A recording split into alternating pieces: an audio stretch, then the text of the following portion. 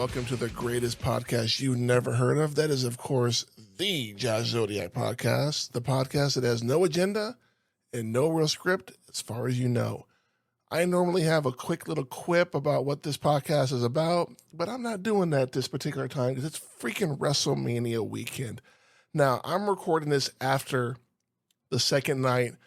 I have the Becky Lyra interview on my TV. I'm going to watch that here in a minute, but I needed to get this recording done. I just want to say that this was a long weekend, but it was a weekend that I wouldn't trade for the world. I got to watch 2 incredible nights of wrestling and got to live stream it. Got some pretty incredible reactions when we live streamed, and I got to do it with a fellow guest and my brother, who I will promote on the show as we go forward. I just want to say this was an incredible weekend. I wouldn't trade it for the world. I would have loved to have had more people on, but it was last minute. I wasn't planning on doing it. And then with life happening, it definitely took a back seat. But the fact that I had 2 other guests on the show, I'll be hopefully we're dropping this soon.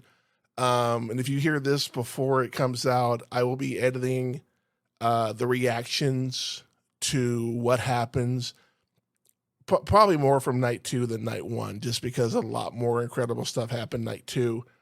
But we definitely do. We give our predictions, which night 1 I was horrible on. Night 2 I only got 1 match wrong, but they threw me a curveball with the Randy Orton match, but that's fine. But I want to say to the people that are new to this podcast, I want to thank you for being here. We appreciate you listening to what we have to say. And if you are a repeat offender on the show, we thank you for coming back. I have noticed just on YouTube, not Spotify and Apple Podcast, that about 30-40% of the people that are listening to the podcast are not subscribed. Shame on you. I need you guys to follow, like, and subscribe all the formats for me, because it definitely helps me out. And give it a thumbs up too, especially on YouTube. Give it a thumbs up. Definitely helps me out. It gives the algorithm out there and gets it out to more people. That being said, if you don't know where to go for any of this, excuse me, I had some ginger ale earlier and it's kicking my ass right now. You can find the show. Just search The Josh Zodiac Podcast. You can Google it or go to Spotify, Apple Podcasts, and YouTube. The podcast is still is still audio only. I may go back to video. I'm not sure yet. I'm still thinking about that. Facebook page, The Josh Zodiac Podcast, like and follow on there as well. I do put news stories, TikToks, and other stuff on there as well. And you can also follow me on TikTok. Just search The Josh Zodiac. I have over 1,000 followers now, which is great because now I can go live, which I might do more going forward. And if you have a question, comment, something you want me to talk about, I know I'll talk about this later, but I want to throw it out there anyway, is just email the show at thejoshzodiacpodcast@gmail.com. I will answer your questions on the air.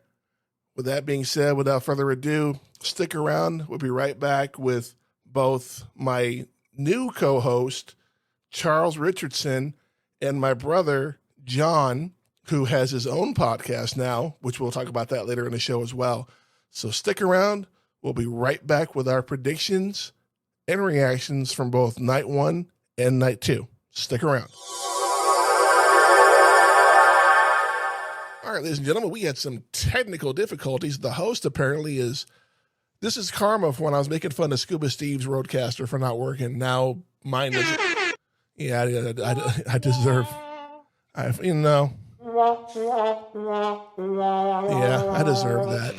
But like I was saying before the microphone went out and I couldn't hear y'all, this is episode 35 of my show.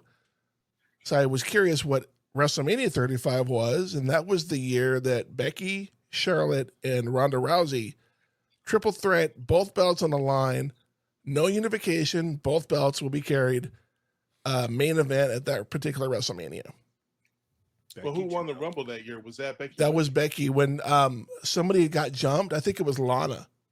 And Becky came out. Yeah, Becky came out and was talking to Fit, feeling like, put me in the Rumble, put me in the Rumble. And it came down to her and Charlotte. And Charlotte lost, obviously. It's nice to know my memories still works from time to time. I remember jumping out of my seat when Becky won that Rumble. I'm like, dude, she better fucking win. She better fucking win. So there was 2 belts on the line. Who were the 2 champions at the time? It was Charlotte and Ronda. Okay. And she beat, controversially, she pinned Ronda, even though Ronda's shoulder was off the mat. Yeah. So they didn't pin Ronda. But they did Ronda dirty, so fuck her. That was the point where she was talking shit about kayfabe and the fans, and they're like, yeah, we're going to get rid of you, so fuck off. That's karma for stealing the spotlight away from, what was it, the year that she showed up at the Royal Rumble and pointing up at the sign after the Rumble? That was Asuka. That was Asuka, yeah, stealing her damn thunder after she won the Rumble. Yep. So I always hated that. Yeah, I agree with that. And what happened at that WrestleMania, I don't want to talk about that, but whatever. Charlotte, I hate Charlotte Flair. Nope, we won't get into that. That is my favorite WrestleMania match of all time. That was a great match. And it kind of rivals the WrestleMania 32 women's match between Sasha, Charlotte, and Becky. That match stole the show. That was when they unveiled the new title and they got rid of the Diva Tramp Stamp belt. But I'm curious, and I'll start with our newcomer, Jay. What is your favorite WrestleMania match of all time? Oh, God. I know. There's a lot of them. There's a lot of good 40 ones. fucking years, dude. God damn. Pick one. Shit. I'm just going to, you know what? I'm just going to go with the match that just got in the Hall of Fame last night. The Bret Hart versus Stone Cold submission match at WrestleMania 13. Regarded as not only one of the best Mania matches of all time, but just one of the best WWE matches ever. I mean, that match was awesome. Okay. It was fucking intense. It told a really good story. And the flip at the end of the match where they both went in, one babyface, one heel, and they completely swapped. Yeah. After that, the ending happened, where Stone Cold just flat out would not submit. Yeah. That's the stuff of legends, in my opinion. I mean, he did kind of quit. He passed out, so he did kind of quit. But he had a lot of blood coming out of his head. So we have on record that I'm a Rock guy, not a Stone Cold guy. But that's okay. You can have your match. Charles, what about you? What is your favorite match of all time? The one that comes to mind is Rock Hogan. Oh, icon versus icon. I like that. See, that was a good match, though. It was, and that was also the time that was basically the point where The Rock turned heel, pretty much. I mean, he was babyface towards the end of the match. Next time he showed up in Toronto, it's like, screw you. You booed Rock out of the stadium. They were booing him out of the fucking ring. They really were. They really were. Yeah, that was the most pro Hogan. We don't care who the heel and who the face is. This is a Hogan town. Yeah. Okay. 100%. Well, one of my favorite Rock promos happened that night with Jonathan Coachman when he asked him, like, "Did you say your prayers today?" Remember that? Vaguely, I do remember him. Yeah, he's like, "Did you say your prayers?" "Oh, I didn't have time." "What do you mean you didn't have time?" "What up, G?" "What up, G?" He's like, "What in the blue hell is wrong with you? That's how you give thanks? Get out of here, you sick freak." But the truth be told, though, the promos between the Coach and fucking Rock were priceless. They were incredible. I miss those days. For real. I'm surprised nobody said the one at WrestleMania. Was it 31 in San Francisco? The heist of the century. Yeah, that was a good one too. Well, no, the match sucked in itself until I'm talking about the heist. I'm talking about the heist, not the match. The match was the last 5 minutes of that match were worth the price of admission. But prior to that, that match was, I think they called an audible. They're like, dude, this match sucks. Where's Seth? Go cash in. Go cash. Yeah, it's like, dude, seriously. And Seth had had it forever at that point, too. So it's like just a matter of time. The thing is, too, here's another one here for you guys. I know we're getting close to match time and we got to get our predictions in. But, big guy versus big guy matches never turn out the way they're hyped up to be. Not usually, no. Like, that's a valid point. Take a look at Goldberg, Triple H, or Goldberg, Brock Lesnar, stuff like that. Oh man, what a dump! What a stinker at WrestleMania 20, dude. Right. Both of them didn't give two shits about that match, dude. The only person invested was Stone Cold as the referee. But to be fair, though, Goldberg and Brock were on like 1 foot out the door anyway, so they just didn't give a fuck. That's exactly my point. All right. Now, normally when I transition to another topic, I will play the Wonka flute. However, because this is wrestling and WrestleMania, I'm going to change it up a little bit today as we go to our predictions. Yeah. You knew it was coming. You knew it was coming. I knew it. The match that's supposedly going to start the show. It's main event Jey Uso versus the Ring General Gunther. Predictions. Who is going to win this match? Really? That's going to be the opening match? Yep, they're going to open it. But before you answer, I get why they're doing it. They're hyping up the crowd. Jey Uso is the Daniel Bryan of this era. He can hype the crowd. He's got the crowd in the palm of their hands. And he's got a gesture that everybody can do to get in. I fucking feel dirty even doing it. I fucking hate the eat. I hate it. I wish it would go away. But I get it. Go back and put my Patriot jersey on. We're going there again. Don't diss the eat. Don't diss the eat. Anyway. Yeet. Who? Wait. At 1, 2, 3. Yeet. Yeet. Yeah, okay. No, not happening. Charles, we'll go with you first. Who's going to win this match? Jay or Gunther? I think Gunther does. And here's the reason why. I think it may not be clean, but Gunther is too strong of a champion to go ahead and drop the belt right now. He's got so much heat. I get it. The lead up usually would favor the person who's gotten beat up for the build up, which has been Jay. Jay's been getting beat up over and over and over. But I think if you could go ahead and use the opposite on this, Jay did come up with a last minute promo that I'm not afraid of you, which I think is lame. But at the same time, I think Gunther is too strong of a champion. I think he should remain champion because right now he's the only guy that can carry it. Jay, what about you? Honestly, dude, much like Charlotte, I'm not happy about Jay in this match. I'm still not happy, even with all the buildup that's been going on. And especially with the difference between these two's wrestling styles. You got Gunther, who is about as close as you can get to being a mat specialist, and Jay, the super kick machine. And I hate to say that, but that's exactly what he is. He's kind of a one-trick pony. But my problem with this is that because you said he's so over with the crowd right now, I think it's a possibility that he might win it. And I say the only reason Jay will win this match will be if Jimmy interferes and screws Gunther somehow. That's the only way I see him winning this match. Otherwise, Gunther all the way. That's what I say. So we're both in agreement here. It's not going to be a clean victory, no matter who wins. I don't think so. No way. Especially what happened to Jimmy a couple weeks ago. That is going to influence this match. I'd be surprised if it doesn't. Well, that's the only way I see WWE saving face over with Jay not getting the belt is if something were to interfere to the point where Jay just couldn't overcome it. Yeah, agreed. And I think we're unanimous. I think it's going to be Gunther. Gunther hasn't had that belt for very long, number one. Number two, they put the stat out earlier. Gunther in the company is 51-3. He's lost 3 times. He's got like a 94% winning percentage. And he's only been pinned twice. That is remarkable. Just to lose the NXT title and then to lose the IC title at WrestleMania. Yeah. That's it. So that's impressive. Man. Yeah. And for him to hold the one was for a stupid count out. Yeah, which I thought was But Gunther is going to find a way to win this match, regardless if there's interference or not. But I do think we're going to see Gunther win this. Now, that being said, I had a couple of buddies in the wrestling promotion back home that gave me their picks. And both these, I'll drop their names. We got Randy Steele and Ricky. Randy is a little bitch tard who looks like Freddie Mercury. And you got Ricky, who's a referee. And they're going to hear this. I don't care because I cut them up on commentary all the time, so they're used to this kind of shit. But both these little fuckers picked Jey Uso to win this match. Who the fuck are you to say that? Jey Uso's not going to win this match. You're wrong.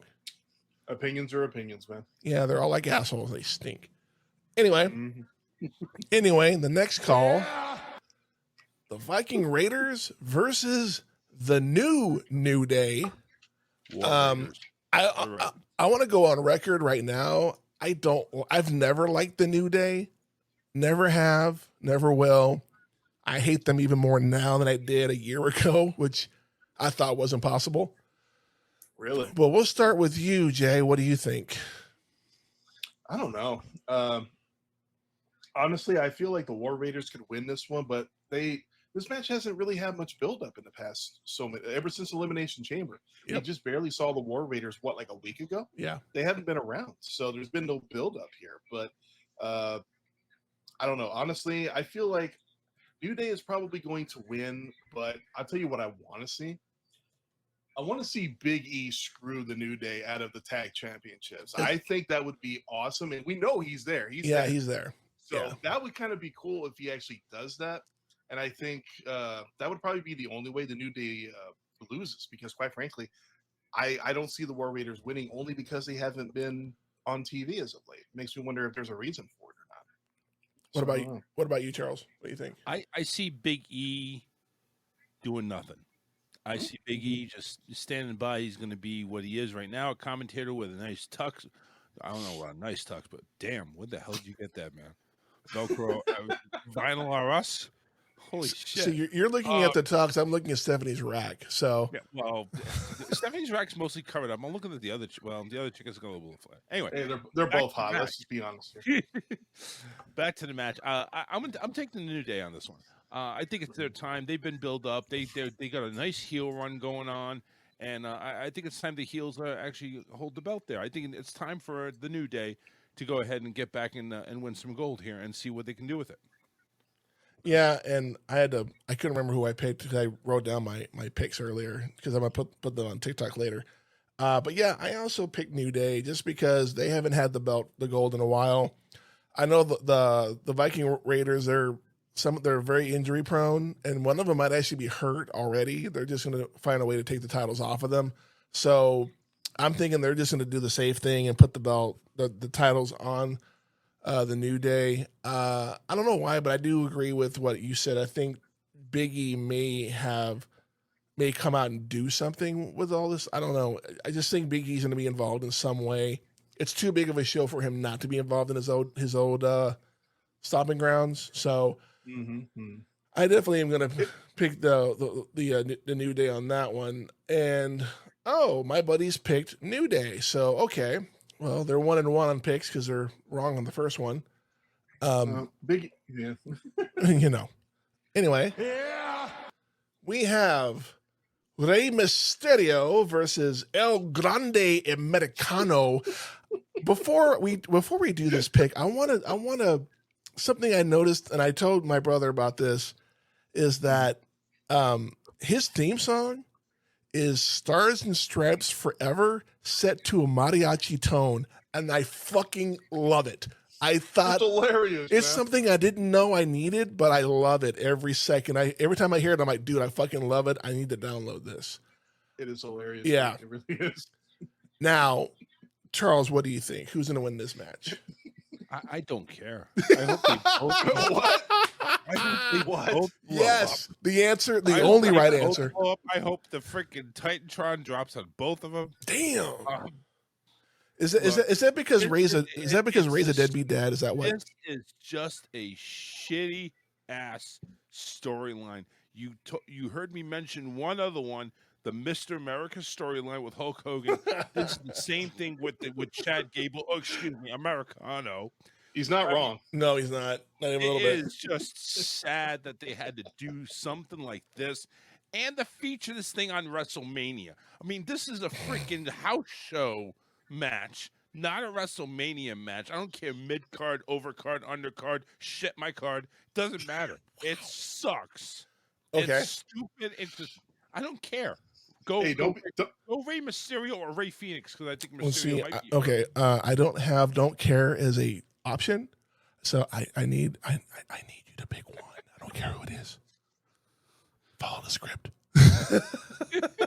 Yeah, don't be shy, dude. Tell us how you Yeah, no shit. Sorry, me too.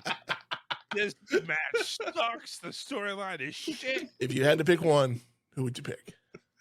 It's gonna be whatever Rey is, Rey Phoenix or Rey Mysterio, because it's Rey Mysterio. Rey Mysterio. Yeah. All right, Jay, what do you think? I mean, I wasn't excited for this match until the Battle Royal last night when Grande, whatever we want to call him, came out because we all know who he really is. Let's be fair here. We don't know that. We don't know that. Okay. How dare fine. you accuse him of some shit? How dare you? I'll accuse whoever I want, man. But after what happened last night on SmackDown, where he actually screwed Phoenix out of the Battle Royal, yeah, I can't help but feel like that is going to influence this match in some fashion or another. well, And by the way, Phoenix's performance last night, not just in the Battle Royal, but in the tag team match later, holy crap, I forgot how good this guy was. I used to watch AEW. So it's too bad he's not in the match because that would make it more fun. Because, I mean, Ray, I don't see him winning only because, dude, he's a Hall of Famer. He's been around for so fucking long. He's been around since the 90s. So I think, I don't know. I feel like Rondo might win this one just for the fun of it. But then again, Phoenix might try to screw him. So, well, I don't know. That's kind of up in the air. My buddies who threw picks out there, Randy picked El Grande and Ricky picked Rey Mysterio. Now, for me, I got to go with the old US of A. El Grande Americano wins this match for America, for the Gulf of America, for everybody. Anyway. I'm over here wondering if this is going to become a American Made versus LWO. You know what? I think they're setting that up, actually. Yeah. You know what? That wouldn't be a half bad idea to kind of spice things up. But I think we're going to find out. Last night, though. I think we're going to. They did last night. So I think we're going to find out tonight if it is Chad Gable or not, because I think don't know. They might run that for a while. I don't know. I mean, what better time to do it than now? Especially if please end it early. There you go. Pull the Band-Aid. Well, because there's no point in continuing on with the charade. The fans are not stupid. They know who he is. So. True. So you're saying the fans are not stupid, but Mr. Zodiac over here, you're calling him stupid? Yeah. Wait, what? Moving on. Yeah, okay. A match that a year ago I wouldn't have given two fucks about, but now it's got some interesting background to it. We got Jade Cargill versus Naomi. Mm-hmm. We'll start with you, Jay. What do you think? Honestly, I think this match has got the potential to be a squash match. Honestly, I mean, Jade's got a lot of power. Naomi has, I've been enjoying her little mean streak as of late where she's trying to be evil. She even had that little brief altercation last night where she tried to approach Bianca. But I don't know. I think Jade might just beat the crap out of her in this match. Although I have a prediction that Naomi may end up using like a weapon or something at some point to kind of neutralize Jade, end in a DQ, and keep the storyline going. I don't think it's going to end here. I think this is just going to be the first of several other matches, maybe culminating in a match where they can't get away from each other, maybe a steel cage match down the road. That's what I'm thinking. Charles, what do you think? There's a lot of tension going on between Naomi and Bianca, and something tells me that Bianca is going to make a choice, and it's not going to be for Jade. So I see Naomi getting the upper hand on this one. You think so? That's my prediction. Interesting. Now, let me hear. My butt.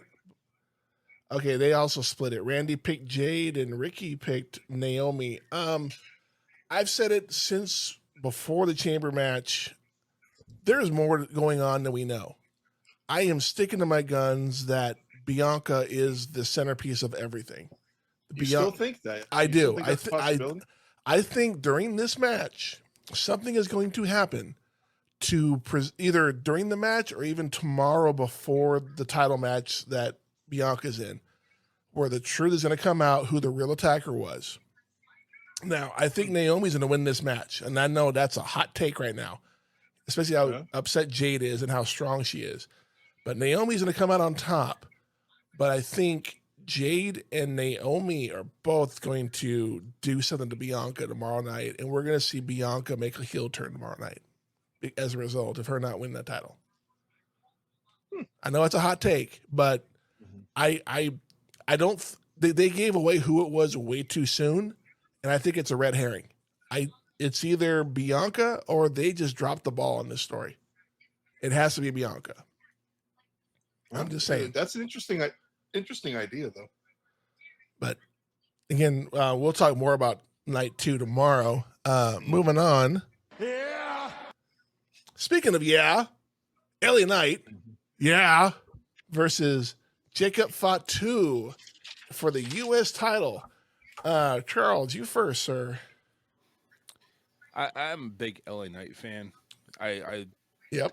think his promos can be really, really hot or kind of, but I still like the way he's being pushed and presented. With that being said, Jacob Fatu is just a beast. He is an animal. He's right up there with Lesnar-ish when he first came out. Yep. To the point where he is just a super athlete, Samoan athlete. The fact that he is over with the crowd when coming from the Bloodline 2.0 just shows that he is deserving of gold right now. And I think he goes ahead and gets his WrestleMania moment and becomes the new U.S. champion. Jay, what do you think? Yeah, I kind of agree that I think Fatu is going to win. I was unsure about this match initially, but mostly because the LA Knight just won the belt recently. But I don't know how true this is, but I heard there was something going on with Nakamura, something about a family member was having some trouble. That's true. And that's why he dropped the belt. That's actually true. Okay. Yeah, 100% so true. I feel like if that didn't happen, we probably would be getting a triple threat tonight with all three of these guys in the ring together. I feel like that's what it was going to be initially, but I don't know. I feel like just like he said, he is a beast. He's been doing pretty well. He's been kind of on a streak lately of just taking out even bigger guys than him. Like look what happened with Strowman. Like over a month ago or however long it was. That was nonsense, man. It was crazy. So yeah, I think Fatu could win. If he doesn't win, I'll be surprised. So now my two buddies both picked Jacob Fatu to win this match.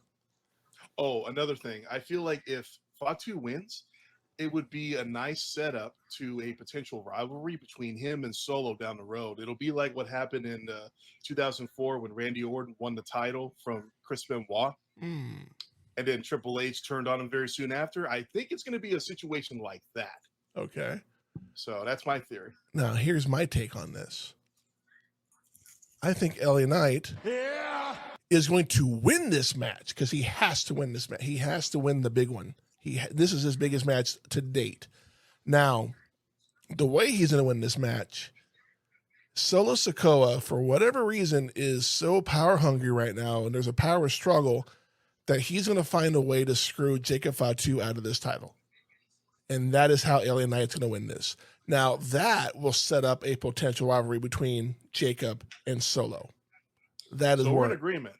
We're in agreement. They will butt heads, but I think it'll be a different way. It won't because he has the gold, because he got screwed out of the gold. It would really suck if you take a talent like this and the biggest stage like this, and you put interference in the match. It would really, really suck. And if that happens, I'll go to my prediction I said earlier before we went live. I'll just throw my headphones off. Yeah, I mean, I get that. I totally get that. But I think LA Knight has to win this match, and he should never have dropped the belt in the first place to Shinsuke in the first place. But that's just my opinion. They probably had some bigger plan with Shinsuke, but like you said, shit happens. Yeah, shit does happen. I agree.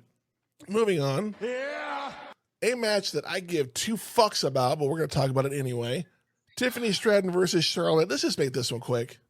Make your pick, please. I don't care. Don't be a hater. Don't be a hater. I fucking hate Charlotte. I think she's overrated. Yeah, who doesn't, dude? But there is a story going on here. Have you been watching lately? It's just a fucking cat fight. No, they got fucking personal a couple weeks ago. That's pretty much what it is. A cat fight. It's a fucking cat fight without hair pulling. And Charlotte went personal on that. Granted, I know Tiffany brought up the whole divorce thing, but I think that was scripted. The whole he's in my DMs was not. I think what needs to happen is they need to go back to the bra and panties era and just have who's Tiffany's husband again? Ludwig. Ludwig. Yeah. Have Ludwig in the middle, and both of them blow him. Whoever gets him to come fast wins. Wow. Jeez. Vince McMahon Lord. is rolling in his non-existent grave right now. How dare you?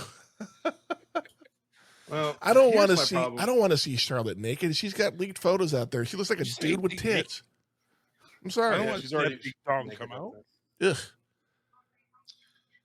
Here's my problem with this match. I have this real sinking feeling that we're going to be subjected to another goddamn Charlotte title win. She's already had, what is it, 8 at this point? She's had 8 title shots, yeah. Which is ridiculous. But I want Tiffy to win. I want her to win badly, but I don't know, man.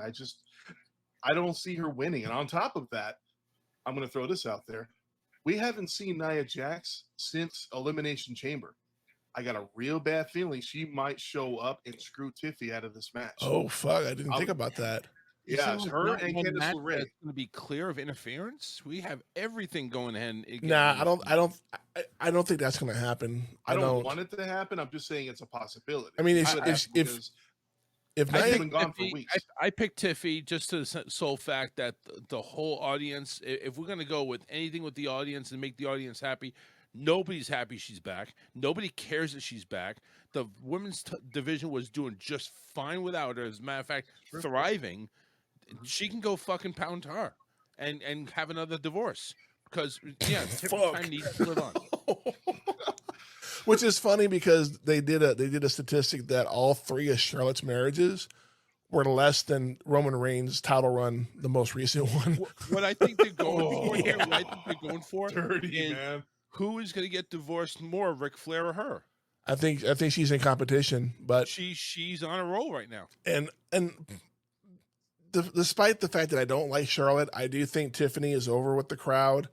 She's still a little rough when it comes to the promos, but I put a lot on Charlotte because Charlotte was so rattled by that Chicago crowd that Tiffany was like, I don't know what to do. I don't have enough experience in this yet. But Tiffany nailed it. But Tiffany nailed it. Yeah. So Tiffany is going to win this match. And if there was going to be any interference from Nia, she won't screw over Tiffany. She's going to screw over Charlotte because she wants to win it back from Tiffany, not from Charlotte. That's another possibility. Yeah. See, that's another possibility. Yeah. Oh, sorry. Yeah. Let's see. Randy picked Tiffany and Ricky picked Charlotte. Oh, come on, Ricky. You know better than that. Finally, we get to our main event. Yeah. The triple threat match with Seth Rollins versus Roman Reigns versus CM Punk with Paul Heyman in the corner, but Seth Rollins is owed a favor from Paul Heyman. I have a feeling this is going to come into play. I have my own theory. But, Charles, we'll start with you. What are you thinking? Who's going to win this match? So, we have a storyline here where you have best friend, wise man, going against each other now. Mm-hmm. There's betrayal somewhere. Oh, yeah. Is it going to be betrayal to his best friend or betrayal to his tribal chief? The answer is yes. And Both. Seth Rollins wins. And Seth Rollins is now a new Paul Heyman guy. Ooh. Jay, what do you think? You know, I was kind of leaning in that direction. Like, wow, that would come completely at a fucking left field if that's where they went. Bottom line, no matter who wins this match, this is going to be a fun fucking match, no matter what. But I agree. Paul Heyman is going to be the X factor, no pun intended, in this match. He's screwing somebody. I completely agree with that. It's just a question of who is he going to screw, or whom, if you will. So I agree with that. I just saw some shitty news, but we'll talk about that when we're done recording. I'll just say it now. John Bon Jovi just died. What? Just saw it. Are you fucking serious? Just saw it on Facebook. Just fucking saw it. I hope it's fake. I hope to God it's fake, but I hope so too, man. It's that man was a legend. It's from some news service. I'll double check it later. Now here's my take on this whole thing. Hold on before I get there. Randy picked Seth Rollins, and so did Ricky. So they both picked Seth Rollins. Now here's my thing. The favor that's owed by Paul Heyman to Seth Rollins is going to come into play. This is a triple threat match, which means no disqualification, no countouts. Who else was a Paul Heyman guy? Brock Lesnar. Brock Lesnar is the favor. Brock Lesnar is the favor. But he retired. Doesn't matter. He's on the WWE Legend page now. He wasn't on there before. He's back on there now. Man, I don't want to see that though. I really don't. I do want to. I kind of do want to see. I do want to see it because if you think about it, Seth Rollins has no love for any one of those men. All three of them he hates in different ways. Fair. So that being said, Brock Lesnar will come out towards the end of the match, and I picked Seth Rollins to win, but I think it's because of that. He's going to lay waste to everybody, and Seth will be the only one that had the sense to go get a pin. Mm-hmm. So Seth Rollins, and now keep in mind, CM Punk has always said he wanted to main event WrestleMania, but he's never said he wanted to win the main event at WrestleMania. Right. And no, there is a difference between being in it and winning it. No, they're saving the win for next year when he beats John Cena. Well, no. There is no next year. There is no next year for John Cena. So. I'm not going to hold my breath on that shit. Dude. But we have Punk faces John Cena somewhere before the end of the year, though. Oh yeah, of course. Mm-hmm. He's going to face the greatest hits. He's going to face Randy Orton. He's going to face CM Punk, The Miz possibly down the road. I mean, you know, he got a history. He's got to hit the greatest hits. You know, if you really wish Kurt Angle wasn't decrepit, because shit, dude, that would be awesome. Oh my God. You know, go out the way he went in. Yep. The final match, he loses the final match to Kurt Angle. Curtain call, you're done. Oh, now as we see Jelly Roll finishing up, I guess, the national anthem in God Bless America. Yes, we have concluded our predictions. I know none of you are going to see this, but we'll be going live here in a moment. So I can't even talk because I'm so fucking excited. You know, you're so pumped up, and yet I'm single because I can do. Anyway, you motorboating son of a bitch. You old sailor, you.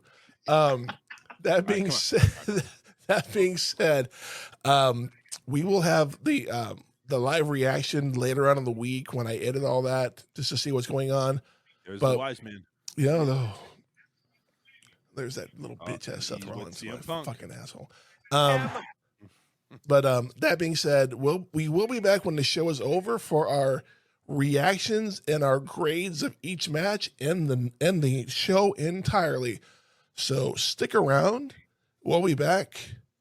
Well, 4 hours from now for us, but that quick for you. A Thanos snap. We'll be back momentarily. Stick around. We'll be right back.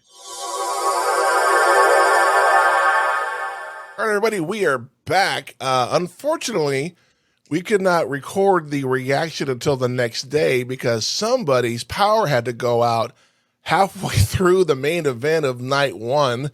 We won't point any fingers at anybody. My brother JP. But anyway, I have control over the freaking the weather and the power. Yes, I have complete control over it. I snapped my finger too many times and it just screwed everything up. Pardon me. You heard it. You heard it. He said he has full control power. I mean, you just said it right there. So. You should pay the fucking bill on time. Man. No, it was a local outage. I looked it up. So yeah, I was curious. It was just the worst goddamn timing on the planet.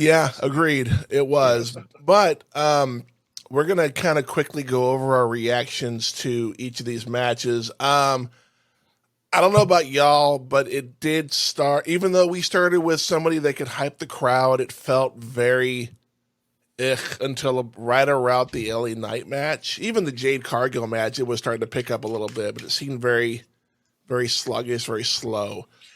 I think we were deeply affected by the opening match. I think that had a lot to do with it. So we will start with that particular match. Gunther versus Jey Uso.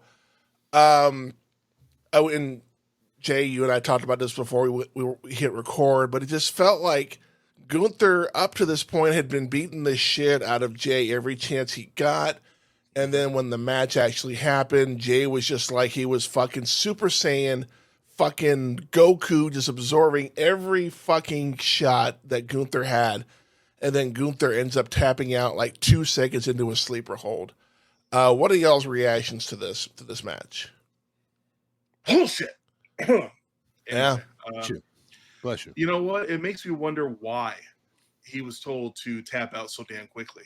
Like, I've been thinking about it all day, and I'm just like, why did clearly they told him to do that. So the question is, who pulled the strings on that? Was that like Rock sticking his finger in this so that he could win and make Gunther look bad in some way? Like, what the hell happened?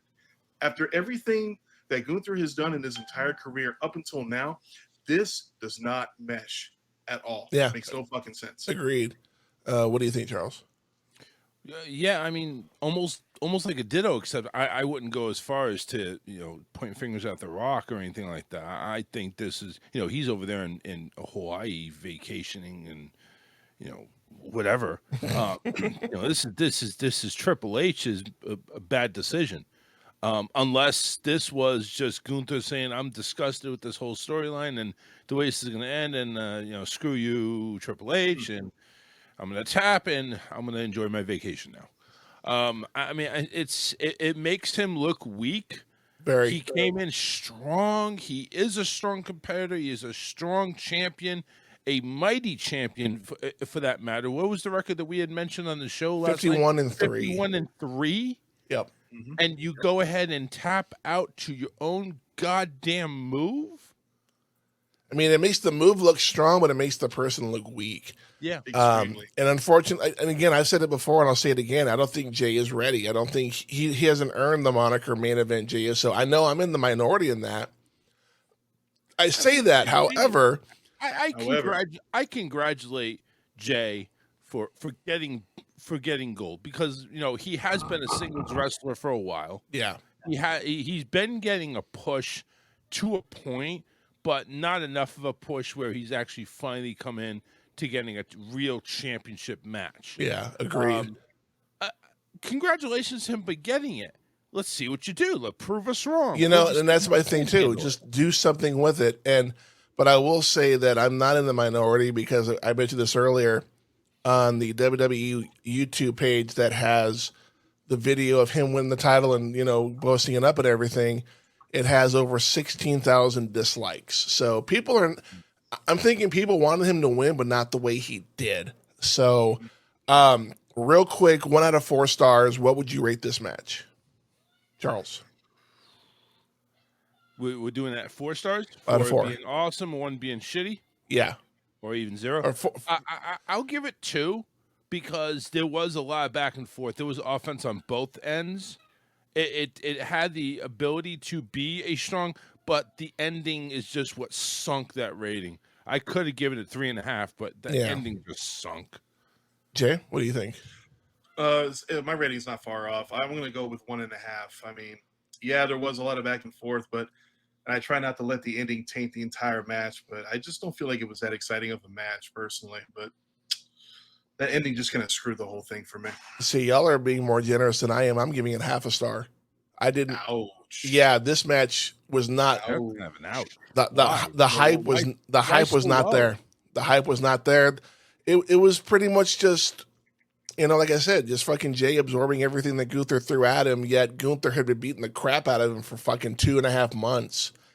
It made no fucking sense. The horrible booking. One of the few fuck ups that Triple H has made in his era. But you know what? We'll move on to the next match. Yeah. We had the Viking Raiders versus the New Day. This match had very little build up, but yet these two tag teams have fought off and on for a while. At the end of the day, New Day, I think they're now 13-time champions now, because they won 12 up to that point, which is impressive in itself. I agree. And we were talking during the match, during the live stream, how the Viking Raiders are very, very agile, very athletic for being very big men. What did you think of this match, Jay? Honestly, I thought it had some. I thought it was a pretty decent tag team match, and it had some pretty good bumps. So really, especially that one that happened on the outside when the two New Day guys were sitting on the outside, and he just leaned right into him. That was a hard bump. Yeah, it was. Honestly, I didn't think it was that bad of a match. Personally, I'm just surprised, because we all had our ideas on what was going to happen, and it was a very clean win. So, well, okay, until the very end. Yeah, I was going to say, Charles, what do you think? I like the match is good. I mean, it definitely held its own. It definitely delivered on what little there was to deliver on, and probably over-delivered, actually. But yeah, the whole buildup was more or less unlike Byron Saxton posting on social media and stuff instead of like Monday Night Raw or Friday Night SmackDown. Yeah. You didn't see a whole lot on TV. You had to be really connected to social media.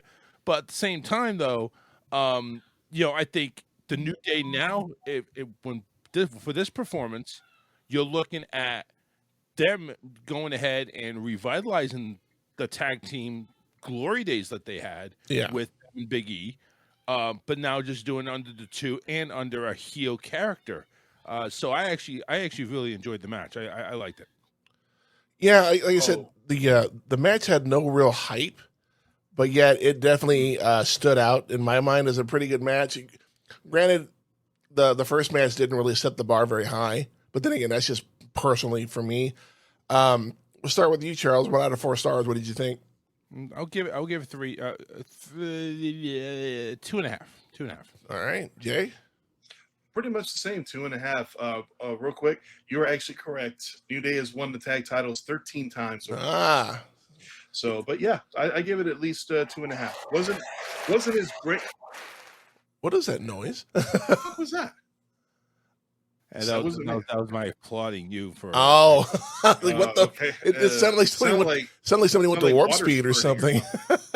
Oh, damn. But I mean, the match could have been a little bit better, but it wasn't bad. It wasn't bad by any means. It was entertaining. So. I mean, I'll agree. I'll give it the 2.5 just because it little hype, but we all knew the New Day was going to win this match. Like I said, I think one of the Raiders had an injury and they just wanted to take the belts off of them. But I will say, and I said this yesterday, once again, the Raiders lose in their home stadium, even though they're not the Oakland Raiders. You just won't let that shit go, will you? No, I will not. I hate the Raiders. Go Cowboys. Not even the Viking Raiders. No, I know. But anywho, moving on. Oh, hold on. Yeah, next match. Yeah. Which I thought was Rey Mysterio. Didn't catch the memo that it was Rey Fénix versus El Grande Americano.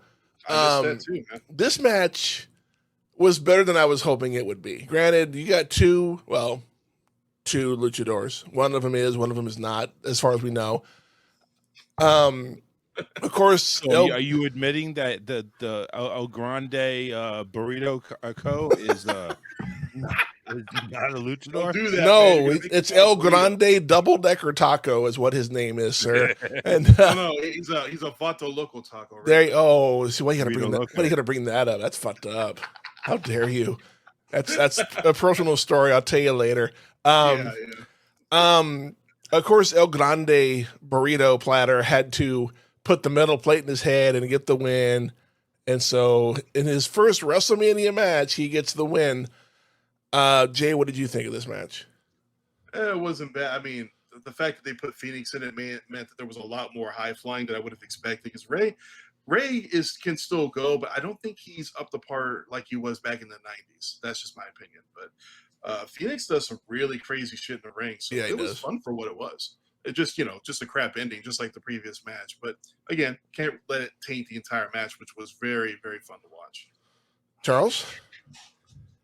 No, number one, I enjoyed watching Rey Fénix. I don't know him personally, not personally, but I don't know him professionally. I didn't follow him. I just know glimpses of him. Yeah. I think he was in that one on El Rey Network. I forget what. The Lucha Underground. Yeah. Yeah, I think he was on there, and I seen him a couple of. I just don't vaguely remember. Yeah. But he is an explosive little spark plug. Yes, he is. I like it. I like it, and just to come away with the cheap victory like that. Honestly, it's what we expected. Yeah, it is. They delivered on all the hype on that. Yeah, and it just it's the cheesy victory, but we knew it was going to be a cheesy victory. 1 out of 4 stars. What do you think, Jay? I'll give it 2.5. Again, entertaining, but not perfect. The ending brings it down just a smidge. Charles? I'll go 3 because Rey was just that much of a spark plug. He just brought life to it. And less Chad Gable, Burrito Man. He does have some moves, and let's not sell him short. He knows what he's doing in the ring, and I think it all meshed. They worked well together. I think it's a 3. See, I give it a 2 only because of the lack of hype for this match. I granted it was a last minute thing. I get that, but there could have been more hype to it. And I'm still sticking to my guns. This is not Chad Gable. This is probably Chad Gable's evil brother, Shad Gable. So, I still don't. I'm not convinced it's Chad Gable yet. And of course, with any luchador, you don't take the mask off. So, we probably won't know for a while who it actually is. Anyway, moving on to the match that I had picked Naomi to win this match because of interference. Of course, I was fucking dead wrong. Jade versus Naomi. This match has been built up for about, 3-4 months now, ever since Jade got hurt. And then, of course, the Chamber, Jade went out there and beat the snot out of Naomi. Jade ultimately gets the win. What did you think, Charles? I really don't know what to think. I really don't. I mean, number one, Jade comes out with this haircut. It's like, did she go through a transformation? Is she a boy now? Damn. And then look like a boy to me. I know, but I don't know what to think in regards to storyline. Match wise, this was a botch fest. Yeah, it was. Big time. Jade was not ready. I don't know what the hell she was doing for this long. If she was in the performance center trying to work on her craft, get the fuck back there, because girl, you suck. Yeah, you're strong, you're powerful, you're a monster, but damn, you can hurt somebody and injure them. And I'm thinking, Big E breaking his neck. You can probably be doing that to Naomi here. Yep. I didn't like the match at all. I think these two women work horrible together. Jay, what did you think? I'm going to say probably 1.5 stars. I mean, no. I didn't ask for the rating. I asked what you thought of the match. Oh, okay. I thought it was all right. I mean, there were a couple of moments where Jade did show some really good power, so to speak, when she caught her from the top rope. But beyond that, there wasn't really anything about the match that stood out. And I feel like a little interference would have made the match a little bit more interesting at the end. But agreed. It was like I'm going to quote Shawshank, almost like a fart in the wind. It just kind of came and went. So I don't know. Wow, you're quoting the main villain from Shawshank. Okay, interesting. You already gave us your fucking rank of 1.5. Charles, what did you think? I'm going to go below that. I'm going to say barely a 1. Yeah, I was being wow. generous. Yeah, again, y'all are fucking generous. I give it no stars, 0, I need nothing. I'm sorry. This match, for all the hype, it fell a little flat. A little? Okay, a lot. This thing barely had a heartbeat. And like I said, with energy, anytime there was energy, there was a botched move. Yeah. We're over here watching freaking them dancing around like, we literally said, what the fuck are they doing? Yeah. It's like, I mean, this match was flatter than 2-day-old soda that was open and kept outside. Seriously, it was flat as fuck. Mm-hmm. All right, now our next match. LA Knight versus Jacob Fatu. We hit this one on the head, all of us. We were all in agreement what we thought was going to happen in this match. I did think there would be some solo interference, and he did come out briefly with Jacob and then went right back to the back. Ultimately, Jacob gets the win. He is the new U.S. champion. Charles, what did you think of this match? It lived up. It did. To me, I think it did. LA Knight, Jacob Fatu, man, they were dancing really nicely. Yeah, they were dancing really nicely. I think they could have won Dancing with the Stars with that match. Oh, fuck. The pops, the freaking swantons, everything off the top rope, high flying. Man, those two guys freaking laid it out, and it was awesome. And Fatu is like I thought, and like we thought, fucking beast. Beast needs to eat, and he's eating. I couldn't agree more. Jay, what did you think? Pretty much the same lines? I enjoyed it. It was one of the best matches of the night, if not the match of the night. It was fun. It was they worked, I agree. They worked well together, and the ending was really nice. Especially when he did, 2 or 3 moonsaults before he got the win. That was pretty sweet. Oh, to be fair, all the matches up to this point were kind of lackluster and average. So for this one to be one of the best matches is not really saying a whole lot. Well, I mean, that happens at almost every WrestleMania where you might have a couple of matches that just don't deliver for one reason or another. But you always got to have those standout matches that when you look back and think, oh yeah, what's the Randy Savage and Ricky Steamboat match of the night? This could be a potential contender, but we haven't seen night 2 yet. Yeah, so. that's a good analogy there, because that's arguably one of the best WrestleMania matches of all time. I'm surprised that wasn't the fucking moment that got into the Hall of Fame, because give it time, man. That's a match. All right, Jay, what was your rating? 1 to 4 stars. Shit, I don't know. I don't know if it could have gotten any better. I'll give it a 3.5. Enjoyed it all around. I don't remember being bored during that match at all. Not once. Charles? No, I'll go 3.75. All right. Well, because this match was just all the spots. I mean, LA Knight did his finisher when he was off the top rope.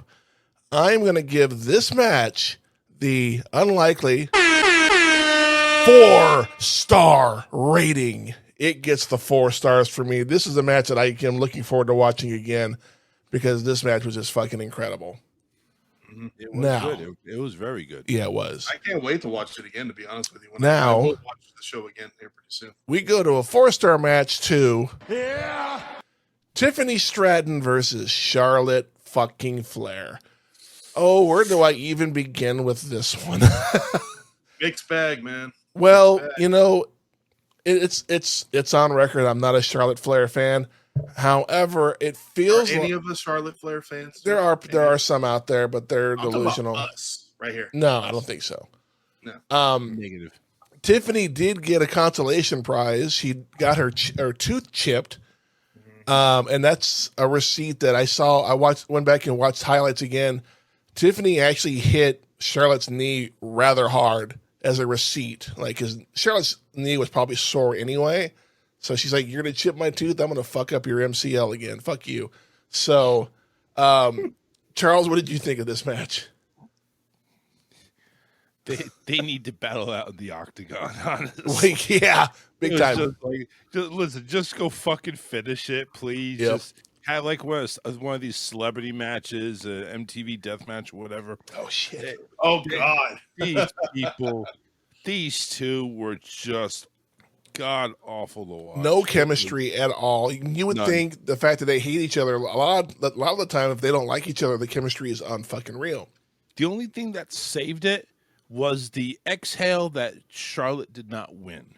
Yeah. That is it. That was the only bright spot about this match, and the fact that the bell rung to end it. That was it. Yeah.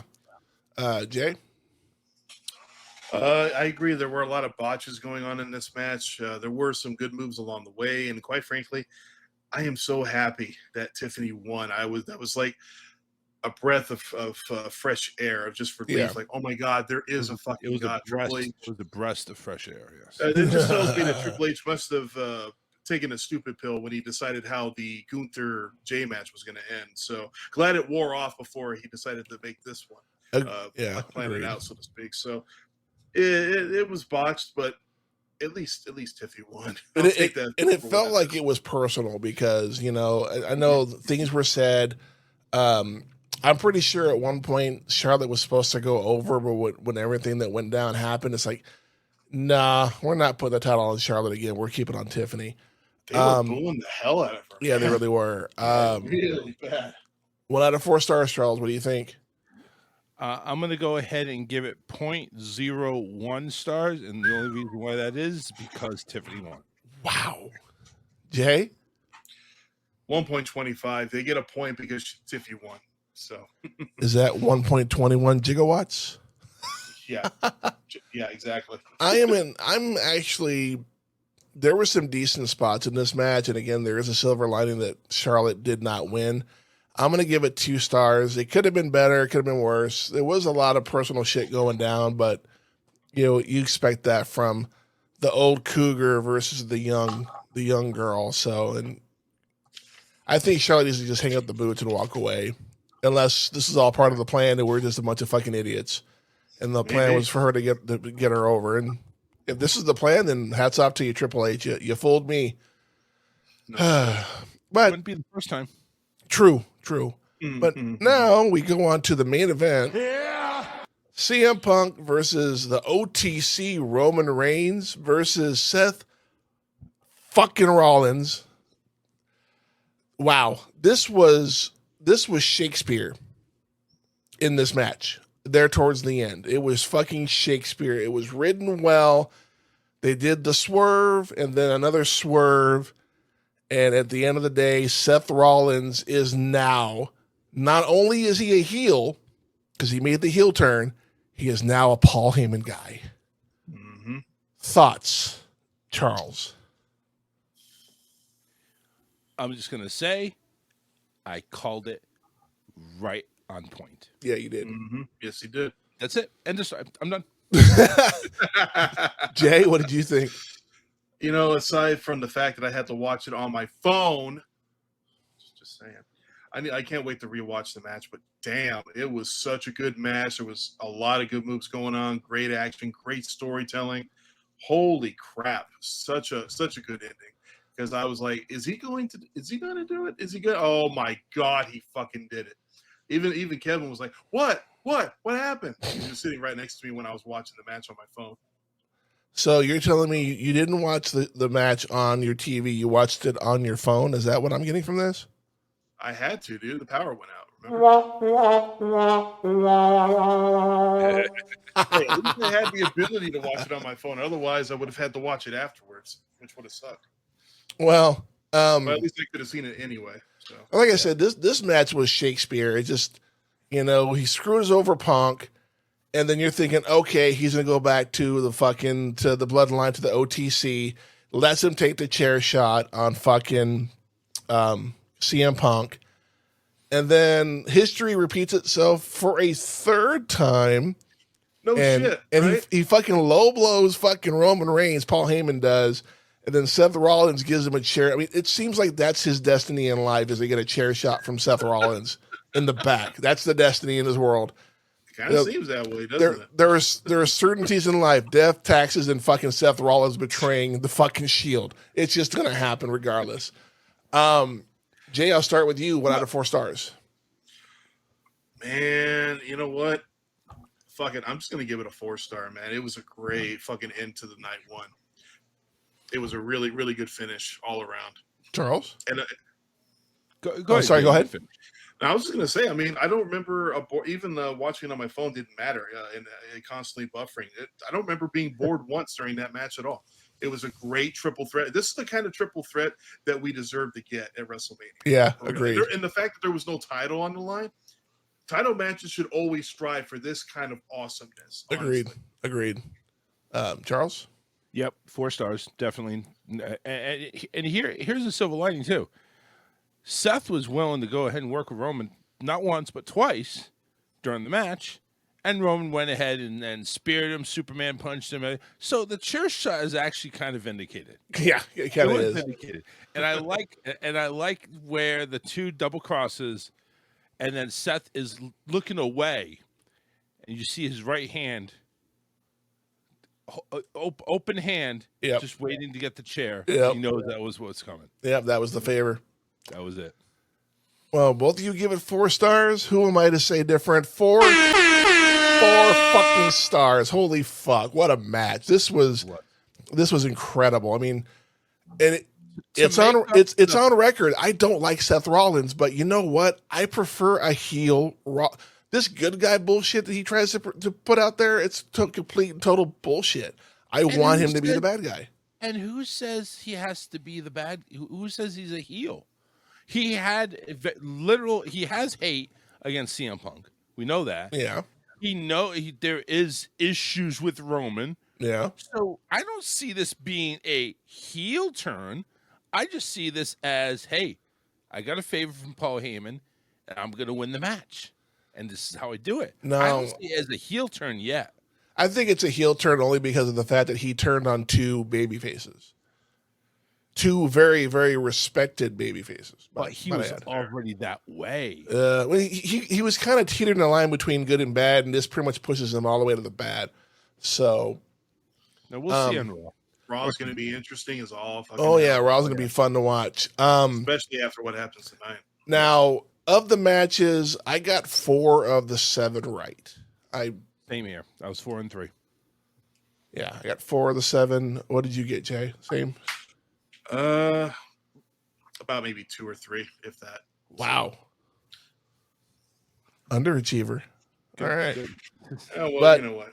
But now we've rated the matches out of 5 stars because it's a whole show. What do you rate this show out of 5? We'll start with you, Jay. Out of what? 4 stars out overall? Out of 5. We have 5. 2.5, I think. I mean, some of the matches that didn't deliver do bring it down a little bit, but the ones that did deliver do at least give it a few points. The night could have been better. It could have been better in some of the matches, not just for the endings, but overall performance of overall matches in general. So it could have been better, but it could have been a hell of a lot worse. I have seen every WrestleMania. I have seen worse. WrestleMania 9. Fair enough. Charles, what do you think? For night 1, I'm going to give it a 3. And this was lifted impressively with night for 2 and the triple threat.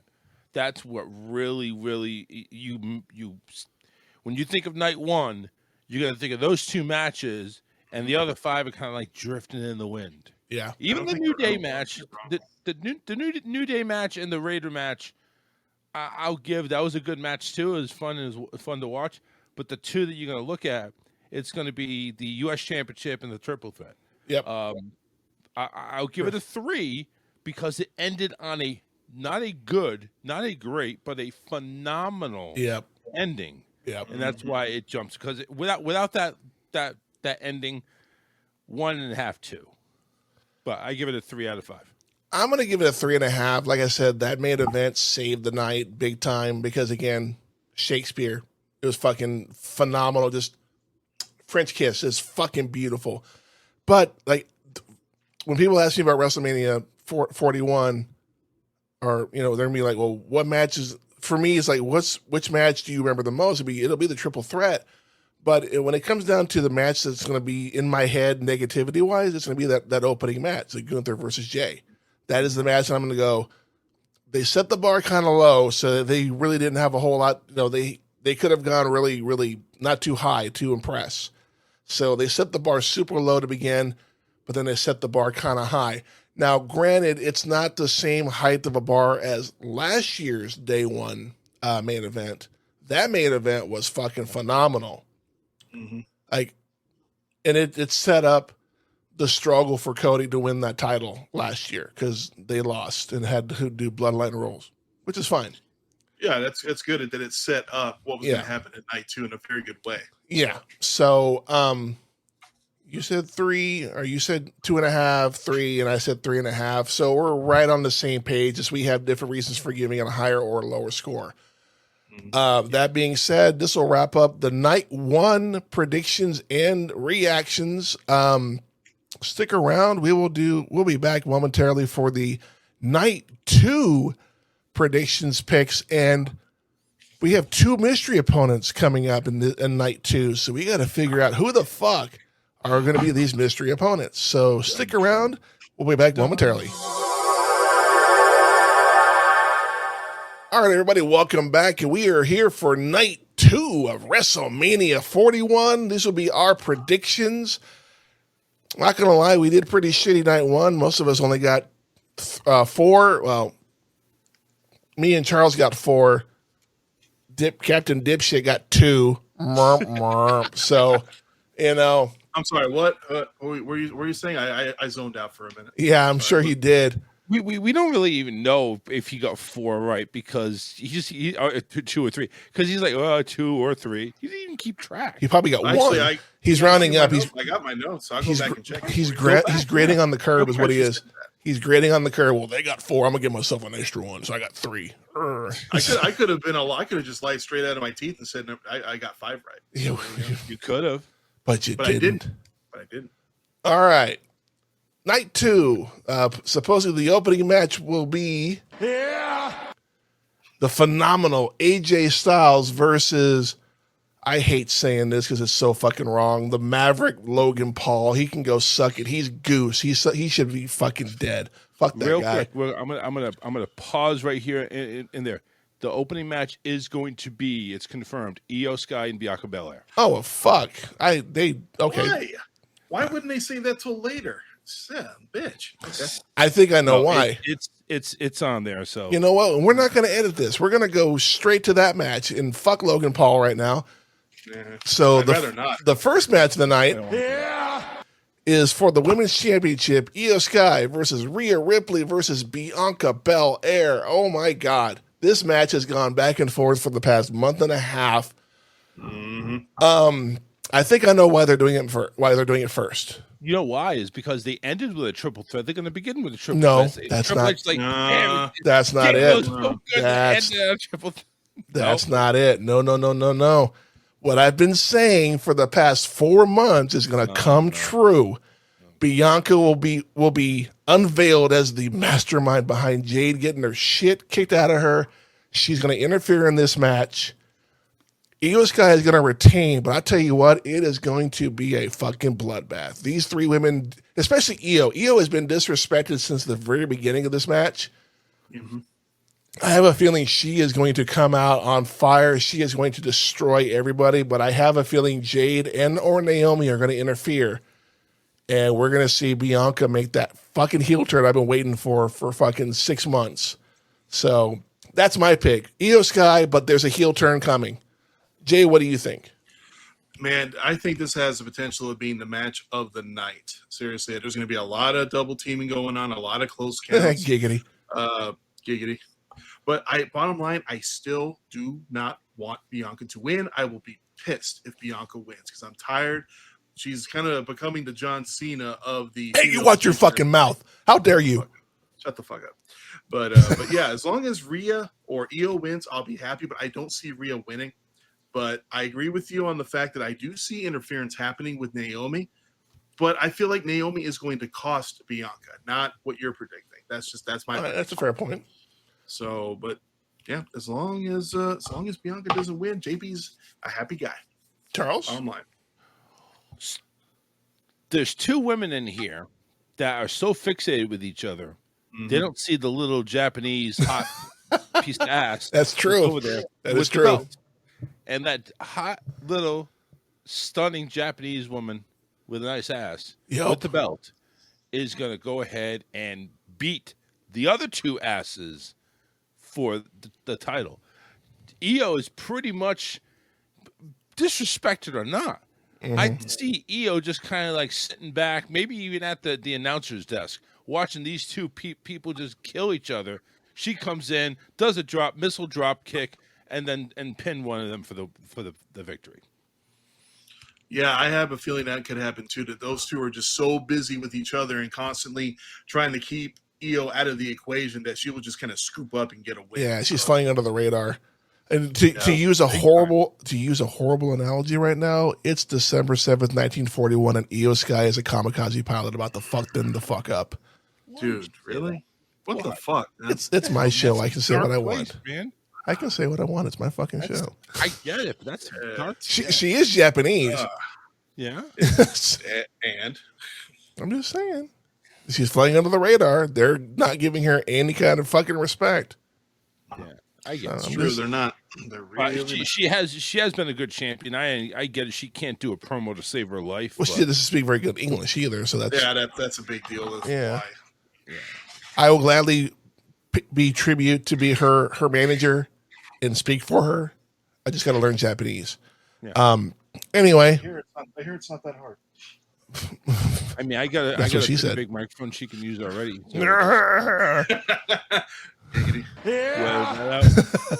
Moving on to the next match before we start getting all bukkake on fucking Io Sky.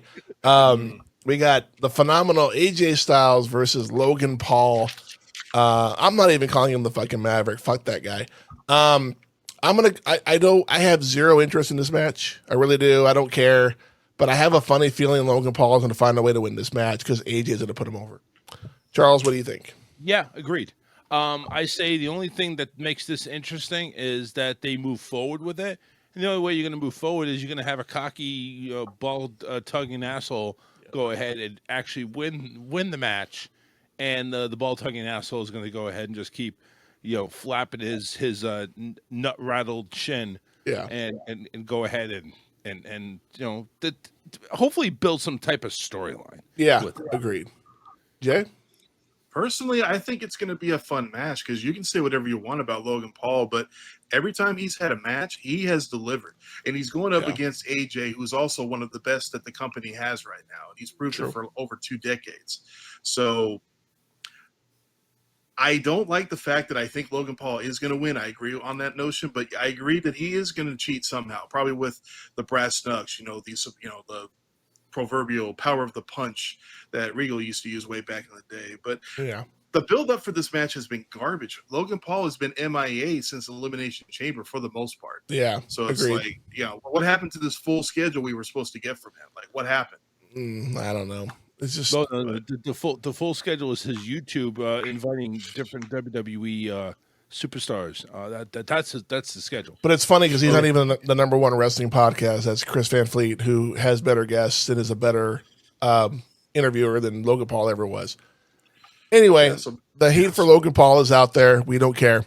Next match is a Sin City street fight, from what I understand, and this is going to be between Damian Priest and Drew McIntyre. Now, this has been ongoing since last WrestleMania when Damian cashed in on Drew. But then again, Drew kind of asked for it when he taunted CM Punk, and Punk beat the snot out of him with that elbow brace. I personally think it's going to be Drew that wins this match. He lost at last year's WrestleMania. Well, he won, then he lost. So I think they're going to give him his just dues here.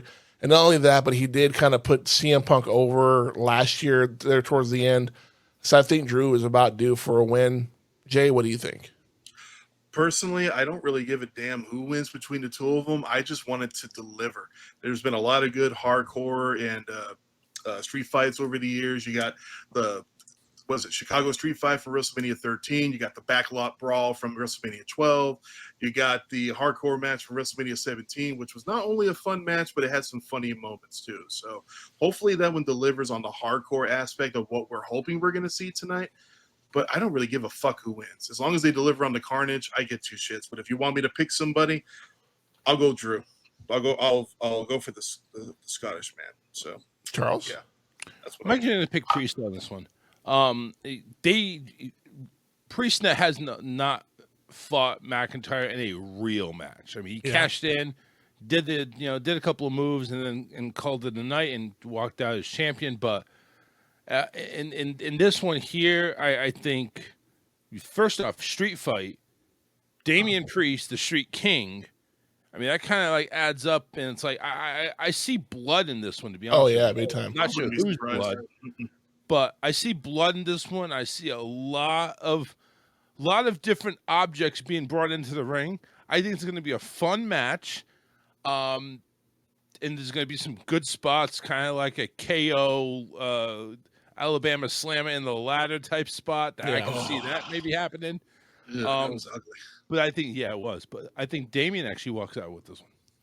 And I know it was mentioned yesterday during the live stream that when you have a big man versus a big man, it tends to be very lackluster. But both of these men are good performers. I don't see that happening. I like to think that these guys are going to put on a 3 to 4 star match. But we'll have to wait and see what happens. The next match was originally supposed to be Randy Orton versus Kevin Owens, just like a grudge match. However, Kevin Owens has a neck injury and cannot perform. So now Randy will have a mystery opponent. Now, with that being said, I got to ask you guys a question. What is today? Rusev Day. It's Rusev Day, man.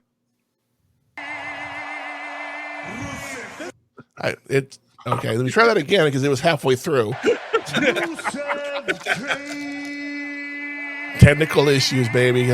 I have a feeling we're going to see either Rusev come out or Aleister Black comes back from. It's going to be one of the two. But either way, I think the mystery opponent is going to win this match because both of these guys are coming back from being gone from WWE for quite some time. They're going to give them a win. Randy will put them over because that's what Randy does now. Any disagreements on that from either one of you?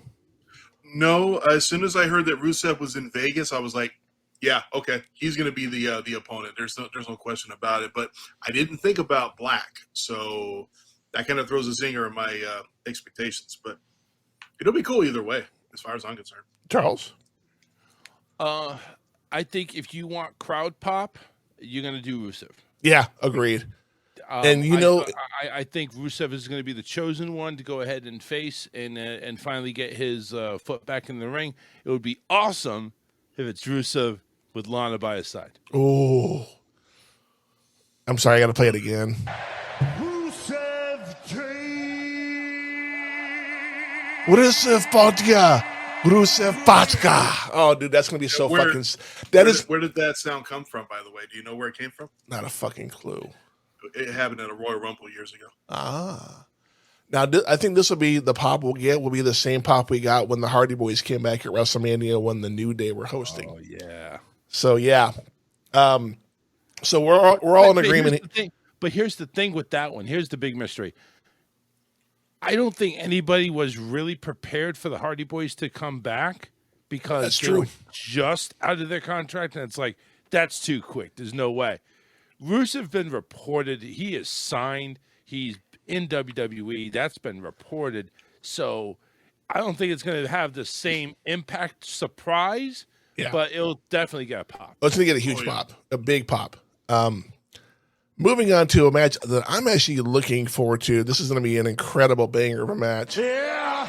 We got the Intercontinental Champion Braun Breaker versus Dirty Dom Mysterio versus the newcomer Penta versus one of my personal favorites, Finn Balor, in a triple threat match. The fact that Finn and Mysterio are in this match together, I see the seeds of deceit coming from this match. And my hot take in this match is that Dirty Dom is going to win this match, but when he wins this match, he's going to pin Finn Balor to win this match. That is my call. Oh man, Charles, what do you obviously don't think I'm right. I'm curious. You put a monkey wrench into my pick. Oh shit. I did not think that coming at all. What? Really? Honestly, I didn't. I think I had a little brain freeze there. Man, I was picking Braun because I'm thinking, just like, all three of them kick the shit out of each other, and Braun goes ahead and does a four swing spear, and boom, just lays out everybody. Just to be different, I'm gonna say Braun. Okay, fair enough. Yeah, okay. I'll do that. Although I would not feel bad. I would go ahead as a proud person to admit I'm wrong if Dominic wins this. Holy shit. Jay, what do you think? Dude, that's exactly what I had predicted. I think that Dirty Dom is going to win because, quite frankly, there hasn't been anything exciting or interesting going on with the Judgment Day since both Rhea and Damian left the faction. And I think this will create some great dissension within the group because, quite frankly, it's like if you're not going to do anything with the group anymore, then they might as well just disband. And this will add a little flavor to the group. Well, I have a hot take after this, and we'll talk about it after the Liv Morgan Raquel match. But yeah, we'll talk about that here in a sec because that's the next match we're going to talk about. Yeah. We have the women's tag champions, Liv Morgan and Raquel Rodriguez, all 6 feet of her, versus Lara Valkyria and another mystery opponent. Now, that being said, regardless of who the mystery opponent is going to be, Liv and Raquel lose their titles tonight. Not only that, the Judgment Day in some ways going to come out there and try to help them out. They're going to lose their tag titles, and Dirty Dom will be the only one in the Judgment Day with a fucking title, and they're going to kick him out of the Judgment Day. That's my take. Just that jealousy, huh? Yeah, it happens, man. They're going to kick him. It's going to be Finn who starts it because he pinned Finn for it. It's like the Judgment Day does not want any gold in that faction. Or like, if it's not you them. Win gold, you're trying to make us all look bad. Now, that question being said, who do y'all think is going to win? It all depends on who the mystery opponent is. For me, that throws a monkey wrench. Well, in the let's whole talk damn about thing. who do you think the mystery opponent's going to be, Charles? So Biggie has already kind of like hinted that Becky is coming back. I haven't been hearing, so yeah. Okay. Yeah, Biggie was like, I don't know who the mystery opponent is, but if there's some Irish wrestler that happens to come by, I mean, I'm all for it. So he's kind of hinting at it. Yeah, he really is. I'm not sure if that's just going to be a major letdown or if Becky's really in town ready to go. Oh, she's there. Well, she is there. She was back. She was in there in Gorilla congratulating Seth Rollins. I know that. But is she ready to compete again? And even for that matter, do you compete and win and not know if Becky is back full time? I see them keeping the straps on Raquel and Liv. Okay. Jay?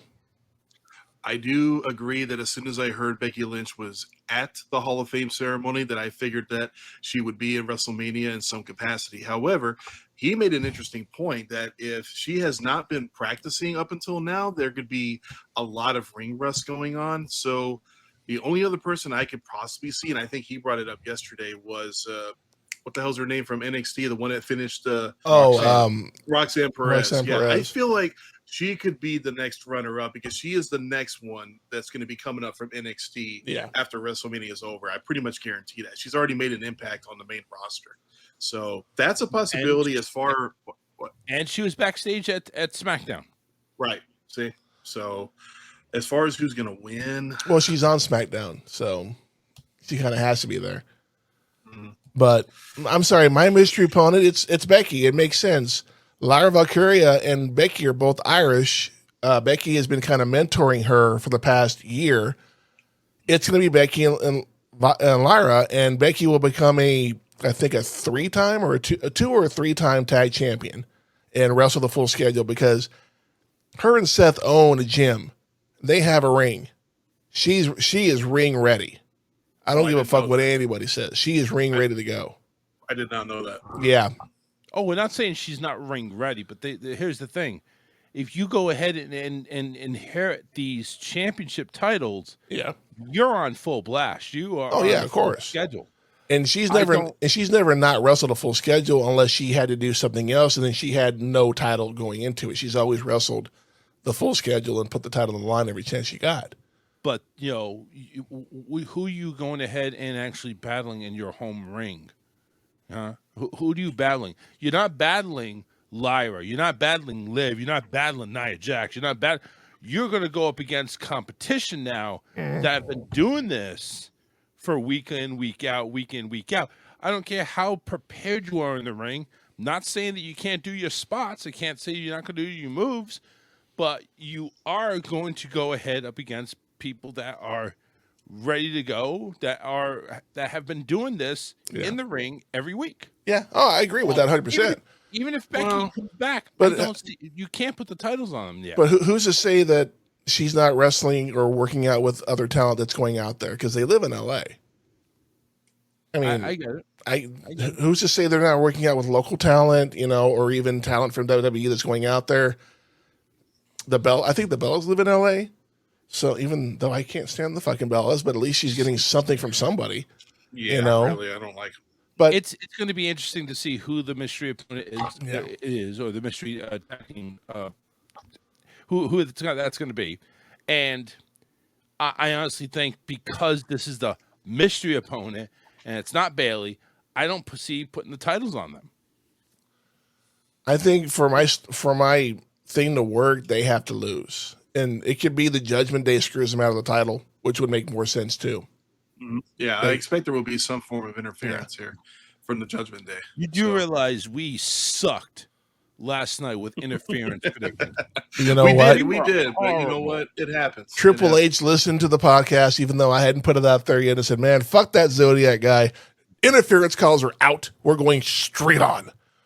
Because I am the game, and I'm the booker, so.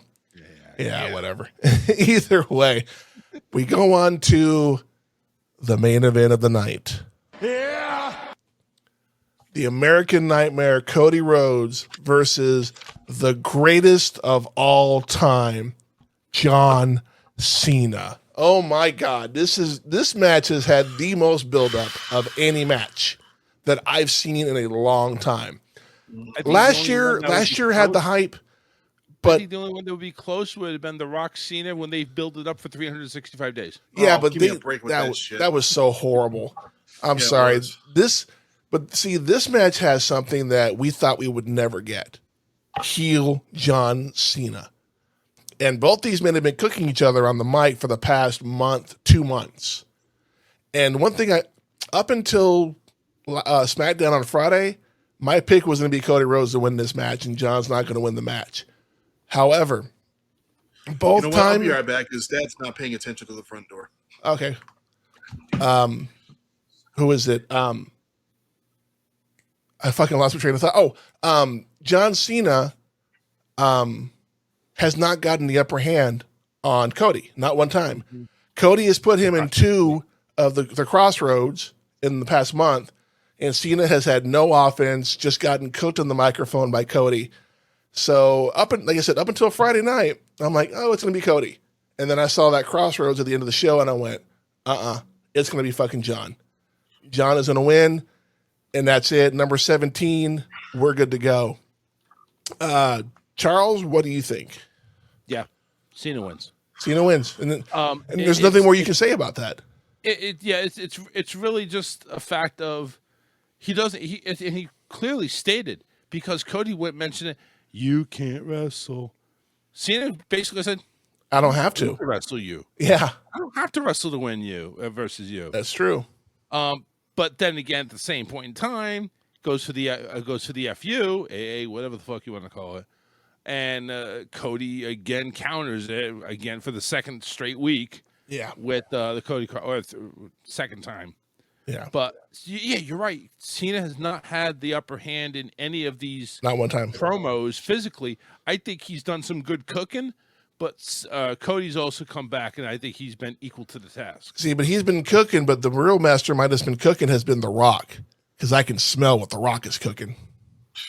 I'm sure you can. It was there. I had to go with it. Clark just came from the bathroom, and you should have smelled what The Rock was cooking. What do you think, Jay? Cody or John? God damn it, man. I am split between all the points that you guys have made, and I've let this shit go around my head. On one side, I agree. Cody has had the upper hand every time there's been an altercation.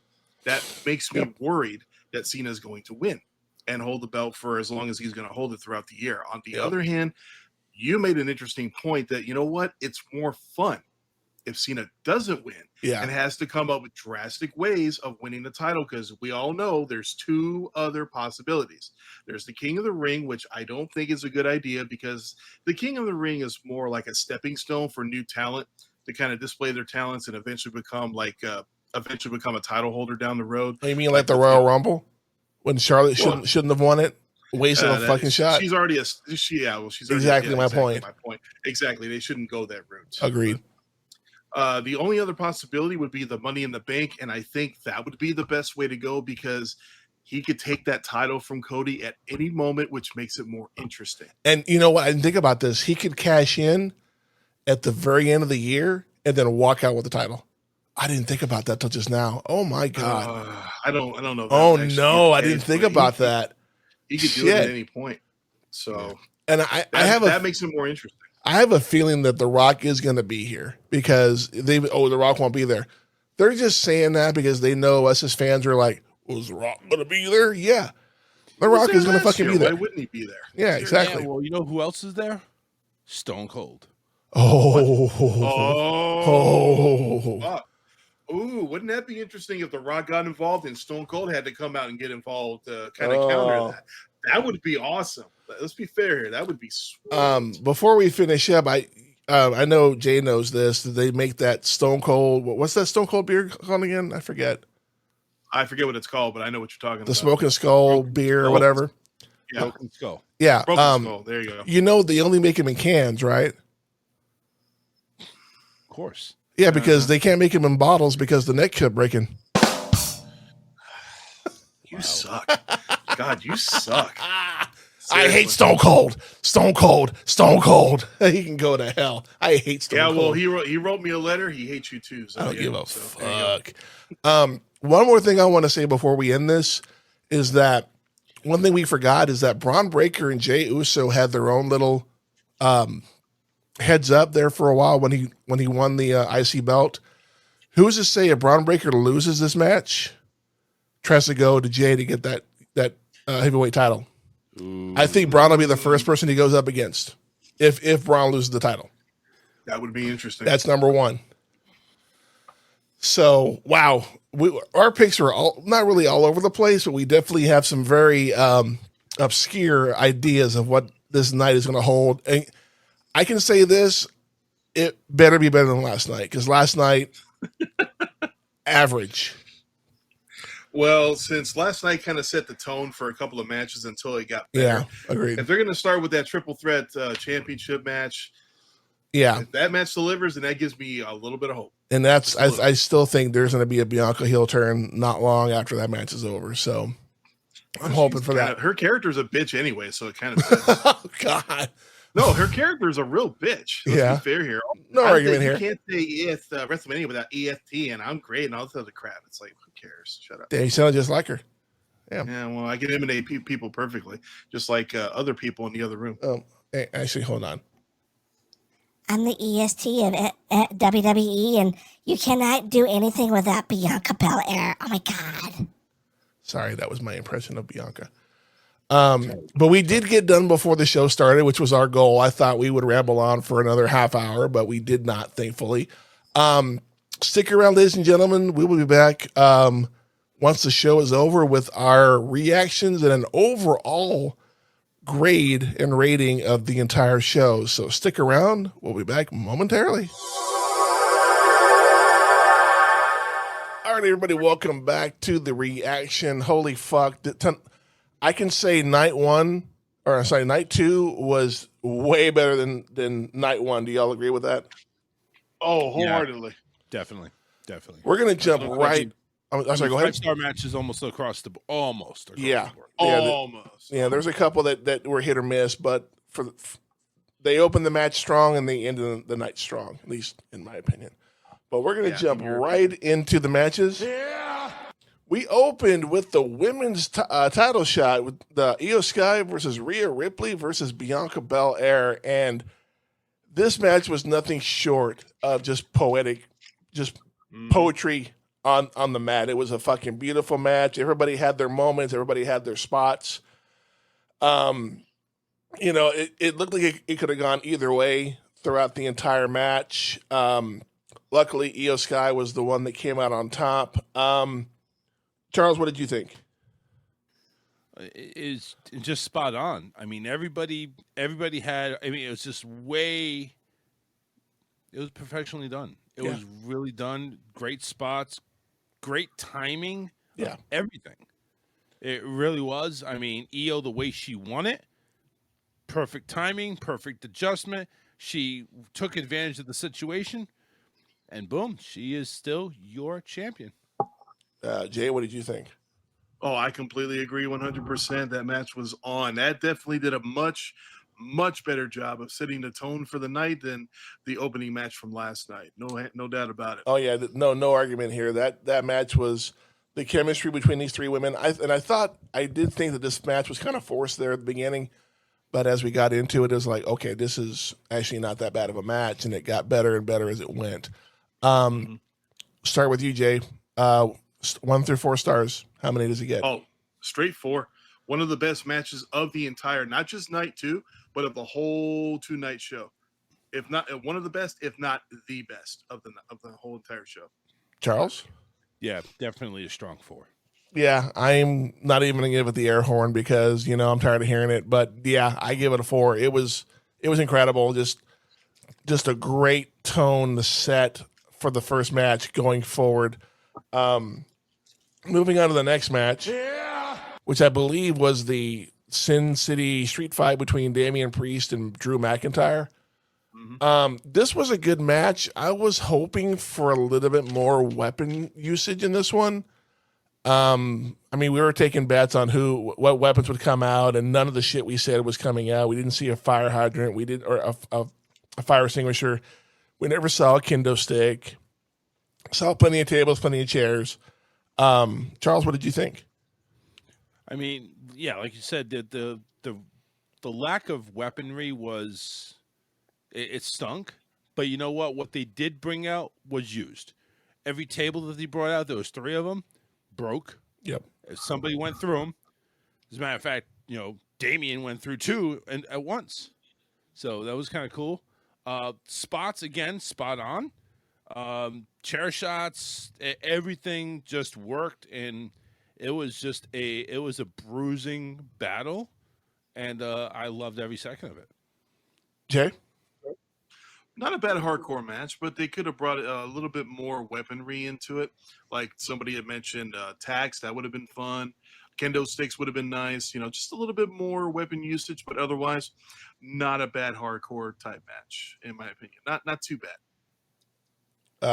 Charles, 1 out of 4 stars. What would you give this one?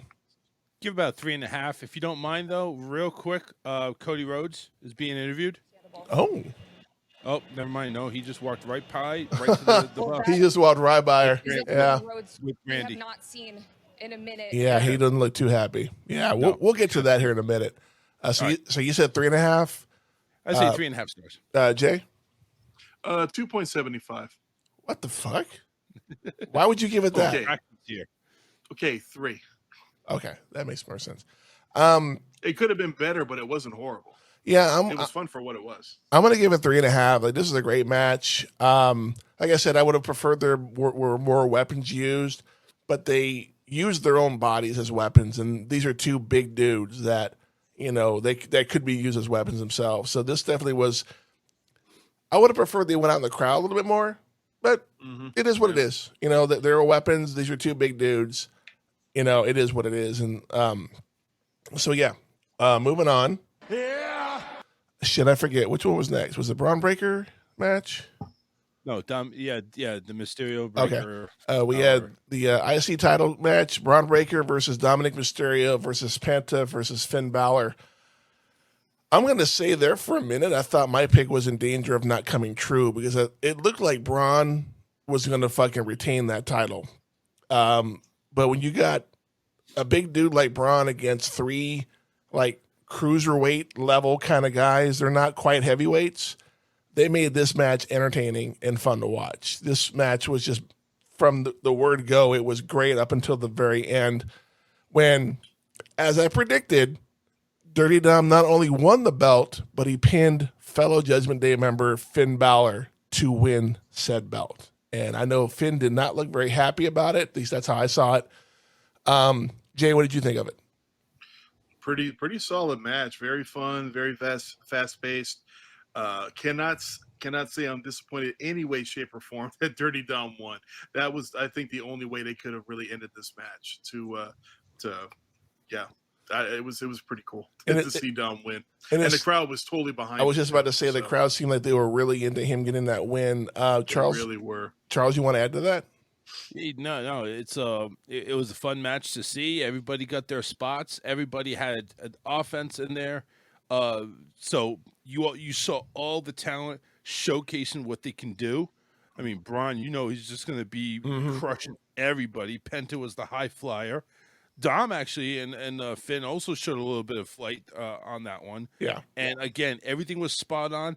Even the timing of Dom winning that. The referee was having his hand go down the moment Dom landed that frog splash to pin Finn Balor. Oh yeah, the timing was spot on. All right, what do you rate it, Jay? Oh man, 3.5. I think at least. I wouldn't say it was perfect, but it was pretty damn close. It was pretty good. Charles? No, I'm going to give it a 4. And again, it was action-packed nonstop, and it had me on the edge of my seat the whole time, too. Yeah, I agree, and that's why I give it a 4-star rating as well. This match was, like you said earlier, this is one of the matches of the night, if not the weekend, that just had me on the edge of my seat, just making, like, is my pick going to win? Oh, no, he's not. Oh, maybe he will. So it definitely was a seesaw battle the entire time. definitely worth all the hype that it was. And with it being a fatal 4-way, they can be a little messy at times, but they flowed very naturally. A lot of chemistry in that ring for this match, and yeah, a very well earned 4-star. Moving on, Randy Orton versus his mystery opponent. We had guesses on who it would be. We were thinking Rusev, Aleister Black. We had a lot of names that came out, but nobody on this show picked Joe Henry, the TNA champion, came out.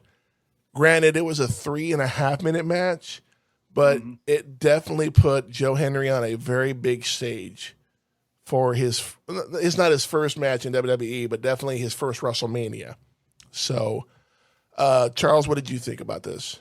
Yeah, I was happy to see Joe Henry. I was like, yeah, that's you see about him. I know he's going to be excellent in WWE when his time in TNA is up. Yeah. So they're prepping him for it. I'm disappointed that he didn't last longer in that match. I know they were just doing his greatest hits, his turns, his smile, his couple of moves. But I wish, if you're a TNA champion or champion from any point, I would think more than 3 minutes would, 3 minutes I think is a little bit of a disappointment. I would have liked to see Joe out there a little bit longer, dancing with Randy a little bit better. I agree with that. Jay, anything you want to add to that? I mean, I had said it during the show that this match didn't really do anything for me, only because I don't know anything about this Gentry character outside of his Royal Rumble appearance previously. But I agree. If the match had been a little bit longer and we could have seen a little bit more of a showcase between the two of them, this could have been a better match. I mean, I thought it was all right, but I mean, this was one of the weaker points for me. But again, if I was a fan of his, I probably would have been into it a little bit more. So that's really just on me, I think, more than the delivery of the match itself. You know what I mean? Fair enough. So what would you rate it? For me, I give it a 2. I mean, I don't want to be too harsh on it, but it just didn't really do anything for me. Charles? Yeah, it was underwhelming, so I'm going to say 2.5. Yeah, I'm going to go with 2.5 too. I would have preferred it gone at least another minute or two, and I don't know, part of me would have liked to have seen Joe Henry go over versus Randy going over, but they had their justifications and reason for it. But like I said, at least Joe got to be on a big stage and he got a huge pop from the crowd. And yeah, he did. Then that's for him being TNA, but everybody, well, almost everybody knows who he is. So and he did get the badge of honor. He got a second RKO. Yeah, he did. Yeah, he while did. Randy is celebrating him. That's when you know you made it, when you get the second RKO. So it's like back in the old days when you got 2 stunners. Yeah, pretty much. Moving on. We had the phenomenal AJ Styles versus Logan Paul. Anybody that was watching the live stream knows that we were talking through the entire match. I had zero interest in this match whatsoever. So much so that I'm not even going to give it a rating because I wasn't really paying attention. So I'm going to omit my rating for this particular match just because I was not sold on it. Charles, anything you want to add? There was a lot of spots there for both offensive. And we're not discrediting Logan Paul. Logan Paul is a hell of an athlete. He can make some phenomenal moves. He's got definite in-ring chemistry. We just didn't see any reason for this match. I mean, it was a late bloomer. Yeah. No build-up whatsoever. And it's just like, it just felt like, shit, we got all these leftovers. Let's just throw this into the pot and see what the hell happens. Yeah. It really did nothing for me, like you mentioned. But at the same time, though, I'll give the match a 2.5 because it was entertaining for the most part, but at the same time, it didn't do anything for storyline. Fair. Jay? Yeah, kind of the same. Not really any investment in this one because they didn't really promote it for shit, especially with Logan Paul not even being on TV for the majority of the time since Elimination Chamber. Yeah. But I was watching the screen while we were talking back and forth and having fun talking amongst ourselves. It didn't look like it was a boring match, but I don't know, because there's really was no story behind it. It was hard to get invested overall. And the crowd was kind of dead too. Yeah, Yeah, agreed. they kind of were. Agreed. Yeah. This was definitely a restroom break match. What would you rate the match? I'm going to have to watch. I will end up watching the show again. I feel like I'll have a much more solid rating after I see it a second time. But for now, I give it maybe 2.5. And that's being generous because I don't really remember most of what happened in the match outside of Cross's interference at the end. And I was about to say, I didn't mention that Karrion Kross came in and tried to hand him the brass knucks, and that didn't work out. So that was literally the most standout thing of that whole match that I remember. Yeah, agreed. Moving on to my favorite match of the night. Yeah. The Women's Tag Team Championships. You got Liv Morgan and Raquel Rodriguez. I almost said Raquel Welch. Versus Lyra Valkyria. Yeah, you know where my mind's at. Lyra Valkyria and a mystery opponent, and a lot of names got thrown out during that. We got AJ Lee, Paige got thrown out, but AJ Lee, Paige, a lot of good names. Yeah, a lot of good names got thrown out. But the return of the man Becky Lynch is confirmed. She is not only back in WWE, she's under contract. And she is now one half of the new women's tag team champions. Jay, we'll start with you. What did you think? Yeah, that was a big fucking pop when she showed up. And honestly, I remember it was just a good match all around. It was a lot of fun to see her come back.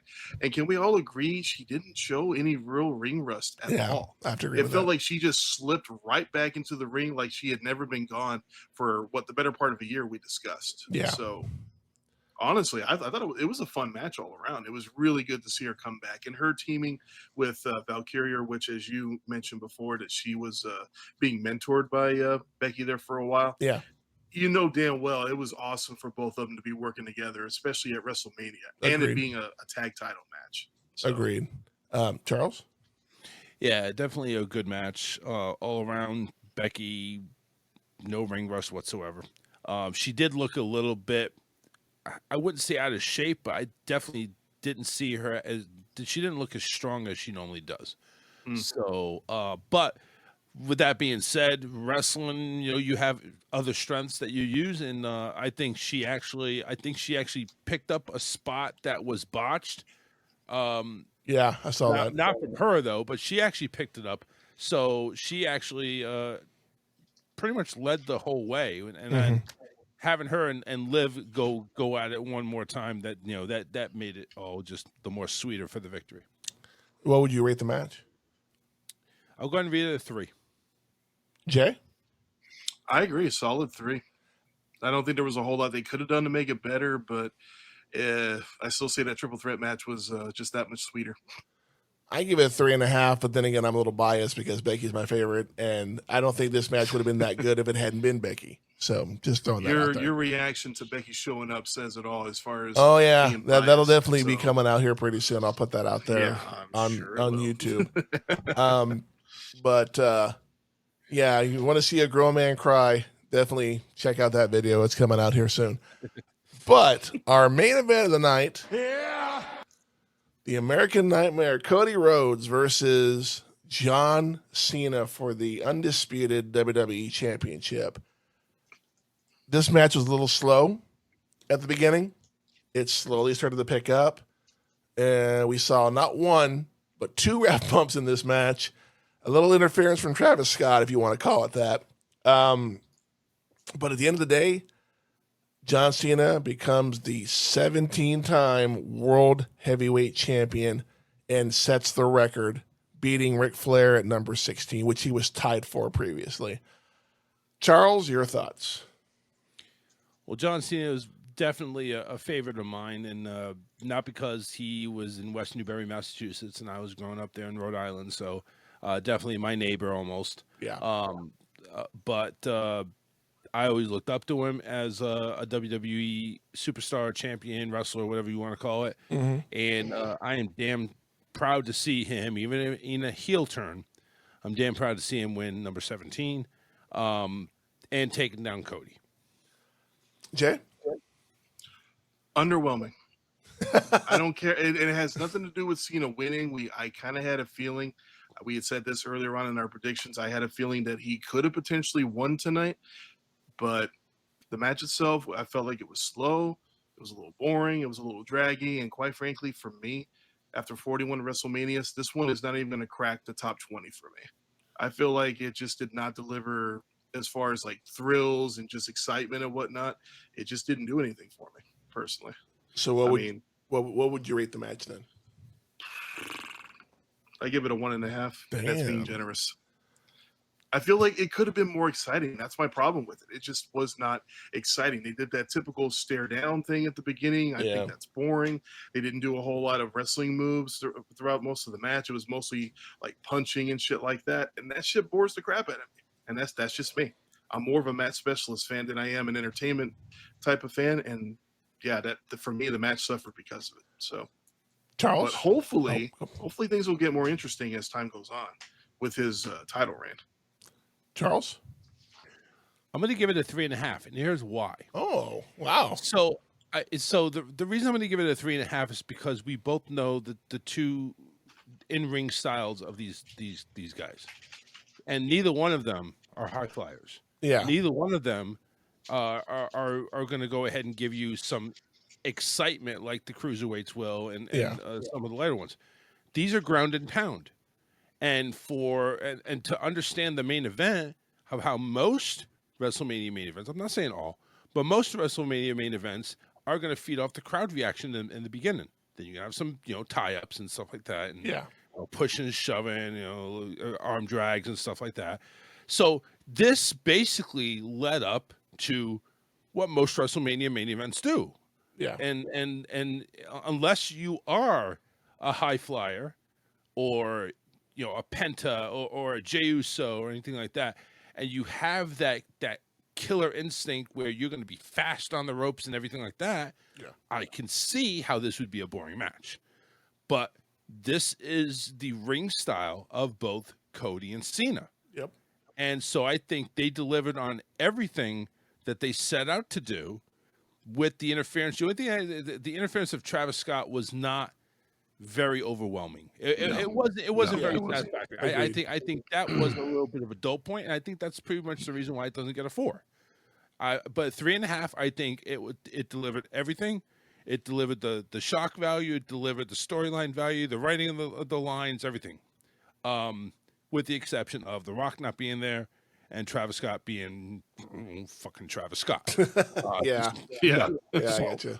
But I mean, nobody else wanted to show up. Nobody else wanted to go in the line with Cena. That's kind of a letdown. Yeah. But the fact that Cena won, Cena actually was winning most of the match, which is definitely not Cena. It's different. Yeah, that's definitely different. Yeah. And actually pulled out the victory. Now, normally, if you see Cena coming out and dominating, well, he falls flat and falls at the end. Yeah. And that's the way it is. But this one here had a different feel because it's a Cena heel match. Yeah. And I think the match was good, not great, but it was good to get a 3.5. And I think him winning number 17 just steps it up a little bit. Agreed. I give it a 3 out of 4. Again, there were a couple. It was a little slow at first, but it started to pick up. And like you said, they both have very similar ring, what they do in the ring. So they definitely didn't stray away from that. And the fact that it was 2 ref bumps, a couple of, a kick to the dick, and then a chair, and then a belt shot to the dome. That was what did it. And it's in typical heel fashion. If you're a heel, you're not going to win clean. You're going to find a way to cheat. And again, 3 stars for me on this match. I know yesterday we did stars for the night. I'm going to go back and I want to ask letter grade, not star. Night 1, night 2, and then overall. We'll start with night 1 letter grade. Jay, what would you rate night 1? A B-. Okay. Charles? I mean, we had a couple of good matches, but let's be fair, there were a lot of moments and a few matches that just didn't deliver, and I think we can all agree with that. Okay. Charles? A lot of botches, a lot of really shitty spots, and just shitty performing. Yeah, you have a couple that just knocked out the socks off us, but C-. And I'm going to give it a C just because, like I said, a lot of the stuff, it didn't flow right. A lot of the matches didn't have the chemistry that we had in night 2. So I'm definitely going to give it a C. Night 2, Charles, what is your letter grade? I'm going to go A+. Oh, perfect. This was a fucking great night. It was really great. Jay? A-. I mean, aside from the Randy Orton match and the main event, solid fucking night. Almost every match kicked ass all across the board. I will give it an A only because I wasn't invested in the AJ Styles Logan Paul match, and I would have preferred that Randy Orton match was a little bit longer, and I would have liked more weapons in the Damian Priest Drew McIntyre match. But I definitely will give it an A. Way better night tonight than it was last night. Overall, both of them combined. Jay, what is your overall letter grade for the show? Shit. How do you add a... Yeah, I know. When you put them both together, it's like, well, I'll stick with my B-. As I say, no one's doing the math, so you're good. Nah, so you said a B-? Okay. Charles? So this thing, WrestleMania is, unless it is just a complete failure, is always going to get a good grade in my book. So, with the A+, maybe I'm being way too generous tonight too, but definitely an A, definitely C-. I'm going to say the overall I think is B+. And I'm thinking for my end an A- just because night 2 definitely helps out with night 1. It definitely brings up the average a little bit. Would I watch this show again? Probably, but I would probably fast forward through a couple of matches I just was not invested in. Any takeaways from this particular WrestleMania? I'll start with you, Charles. I want to know where they go with Lyra and Becky. Yeah, definitely. That's interesting. I don't know why Bailey was missing. So that's that, and I like to see what's next for Jay, because listen, the Yeet movement is starting. I mean, are you going to be a fighting champ? Are you going to be this every pay-per-view champ? Yep. There's a lot of questions which I hope are answered this week with Raw and SmackDown. Jay? I was going to say the same thing. I'm still wondering what the hell happened with Bailey. Right. They better explain something what's going on with that for sure. And we all know that the first Raw after WrestleMania is always typically insane. So it makes me wonder how many people we might have coming back that haven't been around for a while, because we kept talking about Rusev showing up. He didn't show up, but he could still show up later on. It's a possibility. It's true. Yep. So we'll see how that goes. And yeah, I'm interested in seeing how the new tag team champions, how their run's going to go going forward. I'm interested to see where that's going to go. And also with Dirty Dom being the IC champion, I cannot wait to see how that's going to play out within the ranks of the Judgment Day. That's going to be fun to watch, I think. Yeah. He's actually with Big E and Joe right now doing the post show. Yeah. I agree with that. How they're going to react. Didn't even know that. how they're going to react, how Finn Balor's going to react to Dom not only winning it, but pinning him to get it. Curious where Cena goes with this particular, what he's going to do on Raw, because he'll be there. I'm curious if it's part of the storyline, who attacked Bailey and where they're going to go with that. And then Braun Breaker and Braun Breaker and Drew McIntyre, in my opinion, are going to be one of the first two people to challenge Jay, because they both have a little history with him. So I can agree with that. So those two gentlemen are definitely going to be gunning for that title. So he's going to have a big fucking target on his back. Well, as do most champions do. That is true, but Definitely. But the way Jay did it, I see it being an even bigger target. So he's definitely got to prove. It's one thing to win; it's one thing to maintain. So, that being said, this will conclude the predictions and reactions of WrestleMania 41. It's officially in the books, even though the post show is currently still on TV. I want to thank both of you guys for being on. I hope we can do this again for future PLEs. Jay, you want to go ahead and promote your podcast real quick? Just kind of throw it out there. Sure. You can check me out at the Psycho Nerd Podcast. It's still pretty fresh compared to Zodiac. He's on episode 35 now. Yep. I'm just now working on number 3 currently, so I got a long way to go to catch up. But that's okay. It's not a race. But yeah, feel free to check me out. And if you do check me out down the road, if you have any questions, comments, suggestions, I'm open to any suggestions. The email would be the psychonerdpodcast@yahoo.com. That may be changing in the future, but if it does, I will let it be known. And your podcast is on YouTube? Yeah, it's actually on my YouTube channel. Okay. The Repeat Movie Viewer, or just Awesome. Repeat Movie Viewer. Awesome. But if you type in the Psycho Nerd Podcast, you'll find my podcast. So. And Charles, you want to promote your show? Nah. Are you No, of course. you still taking a break on that one, or? Yeah. By the way, they're replaying Becky Lynch, and yes, the I know. man I just saw that luscious ass and had to look. My podcast. Well, it's not technically really a podcast, but it is a live show Monday and Wednesday, 8 p.m. Eastern time to 10. It is the Charles Richardson Show. You can see it on Facebook, YouTube, and my flagship station, power1radio.com. You can go ahead and listen to it every week, Monday and Wednesday, depending on internet and stuff that's going on. I do have a family here, and sometimes that does get in the way, so sometimes shows can get omitted, but usually Monday and Wednesday, we're here. 8 p.m. Eastern time start, and Becky's taking the stage there. Yep, I just paused it, so I'm watching that. Yeah. And as for my show, the Zodiac Podcast, you can find it. Just search, subscribe, and follow on YouTube, Spotify, and Apple Podcast. You can also find my Facebook page. Just search the Zodiac Podcast on Facebook. And you can also follow me on TikTok. Just search the Zodiac. I need to get more involved with that now that I have over 1,000 followers. I might start doing more lives and stuff like that. And if you have any questions, concerns, comments, just want to say hi or tell me to go fuck myself, I'm open to anything at this point.